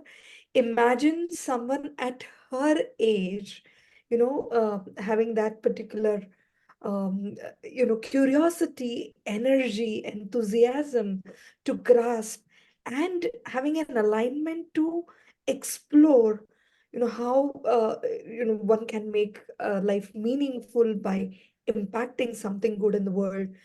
I'm sure, you all will agree with me that she will be ruling the world very soon. Yeah. So she's all set for that, and she has those wings to fly very high. So I'm so proud of Ila, and I just wanted to share this. And Gayatri has been like, such support, and she's being just empowering in the right way, Ila, when she is here, and right protection at the same time, giving that space where the expression happens, right? I'm so grateful to Gayatri too for that. Yeah. Over to you, Thank Gayatri. you. Thank you. Thank you so much. Um, Asita, you can unmute and don't worry about your English. We understand the language of the heart. So please express your heart. Okay. Thank Good you. It's nice to morning. see you. Good morning, everybody. Very good morning. Mm, it is a honor for me to be with these personalities in this platform. Wonderful team, I think. I would like to congratulate all of the panelists for their brilliant presentation. um, I would like to share with you what my organization does. My name is Aissatou Balde. I come from Guinea, Africa. My organization name is Centrads, FYNTRAD.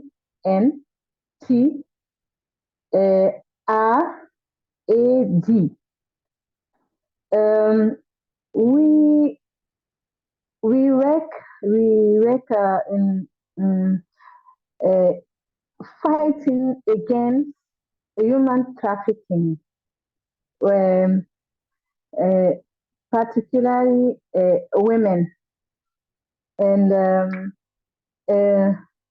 immigration we help the young girl who came from immigration in another country. And we identify the women, those who is in need.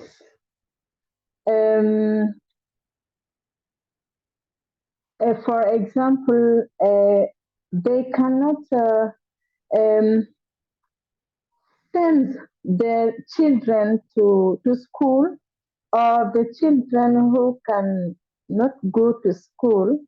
We identify these people for help them to go to school, to go to school for the children, the young girl and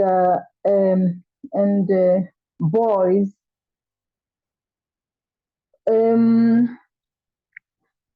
The ones who do the domestic workers. Domestic workers, in Africa, when women have not time, she goes to school to work, administration or another thing. She employs a woman who who who do everything for her in house. And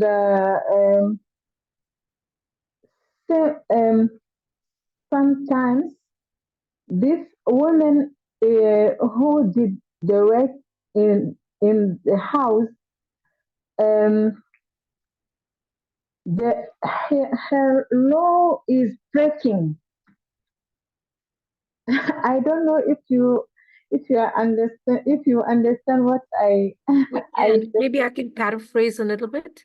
So Asita works with, of course, sex trafficked workers, but mostly with domestic workers. Like we have household helps. So there is a lot of exploitation of household help in Africa.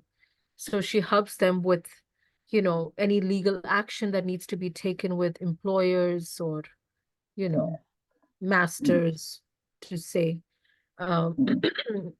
Sometimes they're exploited physically, sexually, emotionally, financially. So that's the space of work. That's what we spoke about when I met you, Asita. Yeah. And all kinds of legal actions. Her organization helps women. And you also help them get educated, if I understand you correctly. Yeah, In their free time, she also helps them get educated to be able to, move on the ladder of getting a better economic pay scale or something like that. Thank you so much, Asita, for not only. I wanted to say, I think we can change the bad situations of women in this world. We have to combine our efforts for fighting it. This means together we can. Yeah, it is what I wanted to share with you. Thank you very much for inviting me here. I'm very happy to meet all of you, to know all of you, Aditi, Priya, Shaliza, Aineke, Somaya, Shilakshmi, Shika, everybody. I'm happy to meet you. Thank you so much, Asita. Thank you. Thank We are you. all so happy to meet you too, Sito. Yes, absolutely. Everyone agrees that we need It's a to. very, very big support, Asito, that you are extending to those people, because it's not just the financial, not just the, but includes a lot of emotional, psychological, kind of a support when they see someone is there for them. It's a very Right. big thing. I work very closely with some grassroots females who are living with HIV. Some of them are hidden sex workers. They don't, they don't Oh, share it with anybody that they do this kind of a work, but it's something helping them to earn some money. And when I was approached, when I reached out to them through one of the NGOs, uh, the very first thing which touched my heart was when they said that, ma'am, we want to do something where we can earn respectfully.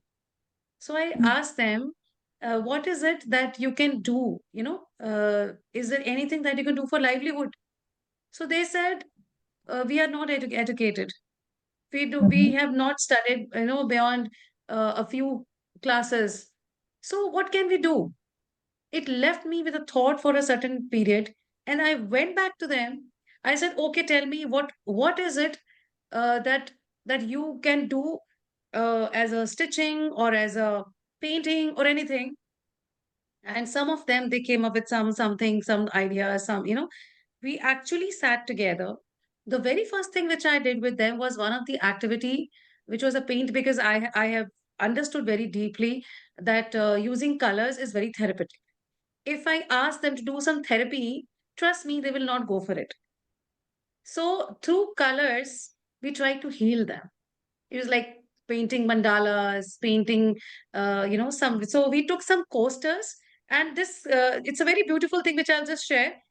The coasters were made in Maharashtra, in different state, where there's another group of girls who are not allowed to go out of their houses and work.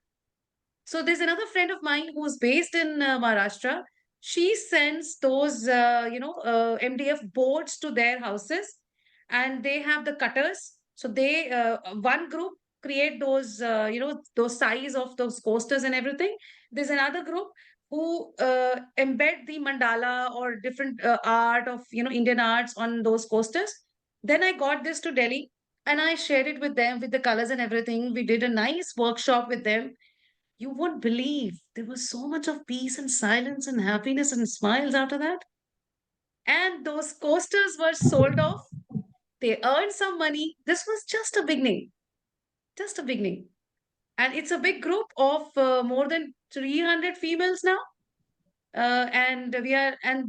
Some of them, they are doing some art with paper, with the cloth. We also took some waste material from the boutiques Yeah. and we gave it to them so that we can create some scrunchies, some sort of different type of creatives, actually, products which can be sold out. So in creative expression, in the last 1 year we did a lot of things. This is just an example, I'm sharing it with you. And now we are coming up with a complete new website where we are not just offering services but also giving them a place to sell the products that they have created. This is also a good solution that we can offer them. And as organization, we have obtained those licenses to sell these products internationally, so that they if they are not equipped with that kind of a knowledge and support and the you can say the education, but what is we are doing then otherwise, if we are not supporting them. So creative expression has obtained udyam registration, which helps them for micro and small industries kind of platforms. Also we have also got the international export import license for us, our organization, so their products can be sold out. Third thing is also like GST, which is mandatory. And we are connecting the groups from tribal belts, from the deeper rooted, the areas where they are doing very small kind of work, but they don't have possibilities to sell it and also at a decent price. So it's a groundwork that we are doing right now. It's a very first year that we are going to complete in June. But within 1 year, we took a lot of opportunities to interact with them. We reached out to them, we heard them, their pain, their challenges. And a very important thing is, this is one segment. Another one is, we have women facing challenges at the middle income groups also. So we also got connected to some female who, some women entrepreneurs, budding kind of entrepreneurs who had good ideas and who have been doing some or the other work at the back end, but not as a company, not as an organization, as an individual. So we met one person recently who is doing a good holistic healing kind of a work, and she has amazing, accomplishments and everything in scattered way. She wanted to start up her own organization, and we said, okay, fine, let us come to support you. This is our business also, because we earn this way and we support to create a social impact. So we helped her to create a website of all her products and her services, and now she's able to reach out to the international markets, and it's the opportunities are open for her. Similarly, there's another woman in Australia who we got connected to, who wanted to do a kind of a home based care services to the senior citizens and also to the children living with special needs. So she had a vision, she had some plan, but did not know how to implement it. So we again, and in Australia, if you are aware of it, there are licenses to be obtained to provide product services, these kind of things. So we help them to create a website. More than 200 and 250 products we have already, supported them to upload on website. I'm just sharing these things, that these are some of the ways and processes to help somebody and empower. Thank you. Thank you so much, Shalida. Really amazing. We're actually at a 2-hour mark. I can't even believe it that the conversation went by so fast. I think we But can continue for another hour, Gayatri. There's so we probably much can to continue for a talk. lifetime. There is so much to talk. My back was hurting sitting for so long. So I get up for You're a while. totally fine. I want to take this moment. I mean, if anybody needs to drop off, please do. I know my assistant needed to drop off, so she's allowed to. Anybody needs to drop off, they can. But I really want to take some last comments from Soumya, from Sri Lakshmi, from NK, from Shikha.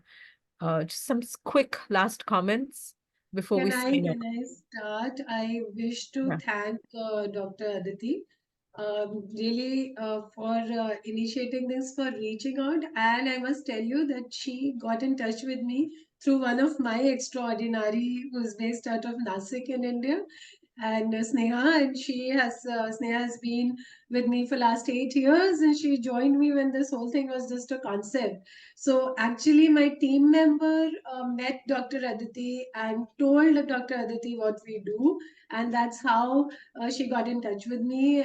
And of course, so my team is super excited because this whole opportunity has come to me through my team. And I'm ever grateful. It gives me a lot of conviction that we are doing something right. And thank you so much, each one of you, for inspiration. I am so excited right now to do more, and I think let's be in touch. I think together we'll be able to do a lot in many areas, so it will be really nice. Absolutely. Looking forward to meet you guys anytime any one of you all are in Mumbai. I'm in Navi Mumbai, but if you are in Mumbai anywhere, do drop in a message. We should catch up. I will definitely be in Mumbai at the end of the year, and I would Awesome. definitely love to meet all of you. Yeah. Awesome. And when I'm back, Anyway, when I'm back to Mumbai, definitely I'll connect to Oh you. yes, And we have. I think with this whole discussion and everything, it is a strong message which is coming, that we need to collaborate often. We will set up some monthly meetings kind of thing, and try and find out what is coming up with everyone. If not a project, let us first actually get to celebrate what we are doing together. Like what probably Shikha is doing, what Shailaja is doing, and what Inik. All of us, whatever we are been able to, um, you know, maneuver. Let us at least first celebrate that, and then find out what we can connect with what. So I think that would be a great platform. And all of the participants that we had today, anyone would like to join this, I'm just sharing an email ID in the chat. Please do connect on this particular email ID so that we all can keep collaborating. And I'm so grateful to Sneha for the thoughtfulness and that she connected both of us on this. And definitely through both of us connecting, Sneha is connected too. Sure, 100%. Over to you, Gayatri, further from here. And I think Yeah, I see Sri Lakshmi and NK both have their hands up. I don't know who came first, so whoever was first, please unmute and speak. Hi. So different experiences you shared. I wanted to bring in the other perspective, how we have this kingdom of our life, and each of us need to develop different aspects of our life. For example, Priya brought up this point about finding that purpose. And I was just looking at her kingdom and then the Venus aspect, she articulated it so nicely that using an thing to bring out cultural change. So that I don't know if I it's think your I'm back. internet or mine, but you're patchy for me. She's your pet. I'm back. Can't hear you. I'm back. Okay, maybe you want to I turn your video off and then speak, so at least we can hear you. Yes. Okay. Yes, that's a good idea. So there are aspects of life. For example, there's a commander in chief in the kingdom.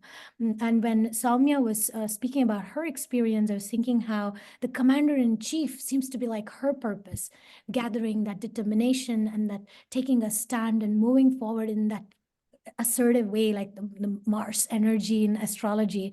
And when Ila was speaking, I was thinking how she definitely has the Sukriti. We cannot deny the fact that there is something that we existed before even this body, this personality. And when Ayesa Tao was speaking about Africa, I remembered I was living there for a couple of years. And one of the far out ways to inspire men to treat women with respect from my professional experiences also, I have found at least 4 women that I know very closely in my life that were men in their previous life. And one of their karmic trajectory in life now is to believe and respect the fact that women are empowered, women are intelligent, and get out of that myths and misconceptions. And it's far out for me in my profession to see that. When I see people's charts and I look at their chart and like, oh my God, you are a man and you really mistreated women. And in this life, you're trying to undo that stuff by fighting for women, because women were extremely frustrated and not getting their voice heard are actually men in previous life that they come back. So we cannot deny this perspective that there is reincarnation and there is this army. Like when Sheila's was speaking, and I was thinking her king is very strong. we can experience that vision and that very, very strong. Her commander in chief is also very strong. And when she was sharing about her experience, I was thinking how her purpose is probably building the army. Army is like Saturn in Vedic astrology. Her sun is strong, her Mars is very strong. And those 5 years represents the building that army aspect. So yeah, just to conclude, this is actually a very delicate balance to be a missionary, to be an instrument to cause change, cultural change, spiritual change, all this. We need to kind of put the efforts with smart, meaning being wise, to understand the karmic trajectories, to understand the divine plan, and to find solution on a soul level, and to find, because I'm in the US and I've been doing a lot of university outreach. And there's so many Indian students who have lakhs and racks, like 60 lakh loan upon their head. And the opportunities are so little and they're stuck. So materially, just the education, go and study in America doesn't really solve the problem. So there's so much to think beyond that.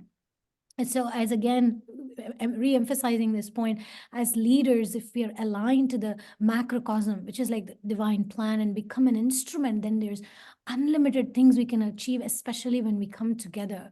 And I am just so grateful that to have this opportunity to come together, and I look forward to be of service. Thank you very much. Thank you.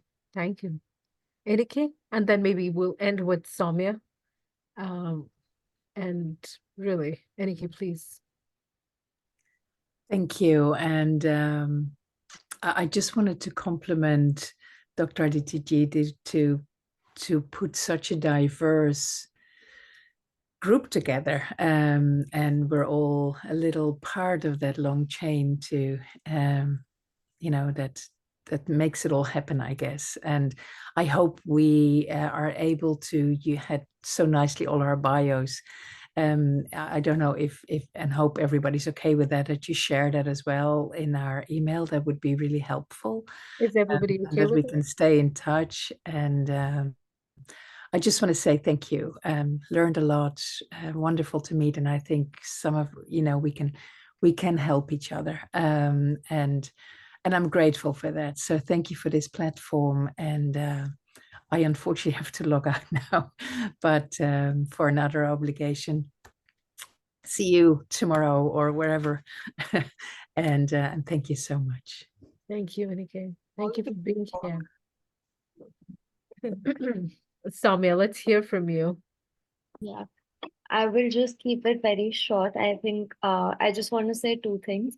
One is this group felt taking from what Shikha said and what Dr. Aditi has done for us, we are already helping each other build up. And I think that's great. The other thing that I heard somebody say outside of this room, which I hold very close to my heart, is the only thing that you need to do to empower women is get out of their way. And I think that's just beautiful because we have our lives sorted if the barriers are not in place. So we don't need to be empowered, really. We just need those barriers removed. And I think I just try to do that when I'm working with my team or with the schools, to use reflection as a tool to see how we are presenting ourselves in the world and how we can be more authentic and unapologetic about it. Just absolutely beautiful. How old are you, Soumya? I'm 29. Oh, Wow. wow. Okay. My heart, you're at least, almost 20 years younger than I. But your wisdom is just very, very inspiring. So nice Very to meet you. inspiring. I think I would love to arrange your talks with young Rotarians. We have in Rotary, we have a group called Rotaractors, and I work very closely with the Rotary. That's my only window to young people. Otherwise, we are all middle-aged women in my team, and sometimes, it's very, it's you want to see the other perspective. I would love to arrange your leadership talk with the Rotaractors. At least in entire Mumbai, we have about 2,000 of them. And if we can go beyond, they need to hear you. Thank I'm you so much. I'm going to I'm often in Bombay, so I will definitely message you. 100%. 100%. This is just so inspiring. Just this conversation. Illa, come on, let's hear from my little Illa. Yeah, I just wanted to add to what Soumya said. At the conference, I remember there was one speaker who was speaking, and of course this doesn't apply to like all contexts, but she was mentioning how we need to stop always thinking that we need to bring leadership development programs or some sort of development programs to like women and girls. Like we need to stop assuming that they don't know anything or they don't have these skills already and start working more for providing that platform where they can actually use those skills and ensure that they don't have the obstacles that they do have today. So I found that very similar to what Soumya said. So it's just what I wanted to add. Thank you. Absolutely precious. My goodness. I have honestly really, really enjoyed my conversation. If everybody's okay, I took a couple screenshots of the Zoom meeting. I know Aditi is wanting to speak something, but I'm just going to wrap this thought up. There are few others also, Kavita and Richa. Osho. Kavita and Richa and Osho, would you like to unmute and say anything that you managed to stick around for this whole thing? Hello, this is Kavita Namburi. I'm from Hyderabad. And Well, I'm no way close to the kind of experiences you brought to the table, but I'm part of this group to provide some kind of technical support for this Zoom call. Luckily, it went so smoothly, but I'm blown away with what you spoke. Um, it will be in my mind and heart for so many years to come. Hearing from catalysts like you, definitely it added a lot of value to my thoughts. I'm very inspired and privileged, and I'm just thinking I'll just take one more minute. I'm from IT background, lived in US for more than a decade and moved back to India. Hyderabad is in the southern part of India. And I worked again with twins. Now they are teenagers, on and off. I took a lot of sabbatical breaks. But recently I decided I want to retire. And what do I do with my retirement time? So last year, um, I took part in this volunteering activity of educating middle school children at the local government school. So I go there every day teaching them mathematics and English for the low caliber students, and it is giving me immense pleasure. When each of you are talking, I'm now keeping in mind not many points, but few points at least to start with. From the empowerment point of view, guiding them, inspiring them, making them individuals, especially the girls part. So hopefully I'll be able to bring a very insignificant but a consistent change in my own little way with all your inspiration. Thank you so much. Yeah, I Thank just you want so to, much. yeah, just want to say thank you to Kavita because even last year she has been a Somehow your great. voice, is it just me or is it your voice that has, Can you yeah, all hear me? now it's Can you? better. Yeah, I yeah. think it's a throat. Is the throat not? Yeah, yeah. I Oh, think I'm a bit, Under the weather. I'm a bit, emotional. yeah. Oh, That's, oh, so that's, sweet of you. yeah. I think throughout the panel discussion, I was like, uh, getting so soaked in, and like I was feeling that this is the perfection of life, having all of these beautiful women and seeing this amazing work happening everywhere, and being able to view everyone together. I was just overwhelmed throughout the discussion. So probably that's the reason. um, just wanted to say thank you to Kavita because she had been so great support even last time, even this time, even though we decided not to do the YouTube live simultaneously because there were a lot of complications there. She has been a great support, and when it comes to IT, and she works very closely with the young women to young girls in the place where she is. Thank you, Kavita. Yeah, over to you, Gayatri. Perfect. Is there anyone else, Richa or Usho, if they want to mention, make a little comment or something? Otherwise, we can call it a day. And really, again, really, really appreciate all of your time, your wisdom.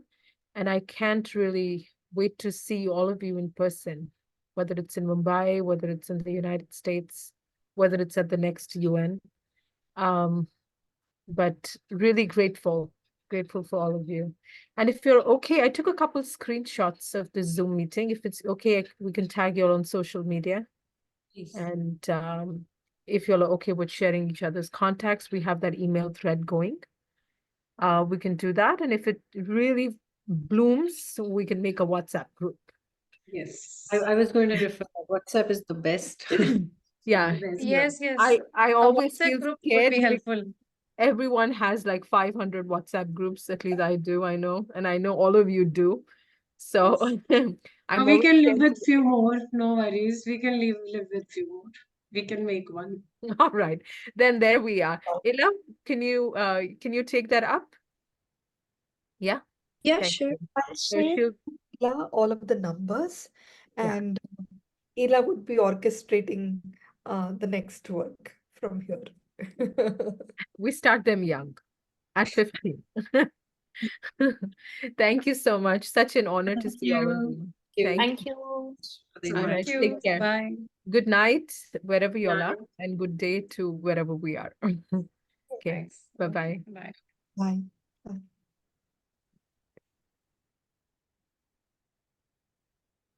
Bye-bye.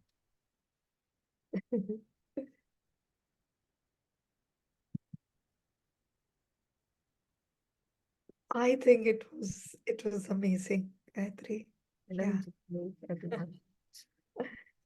I think Asitu Give me 1 entered. second. Let me stop the recording.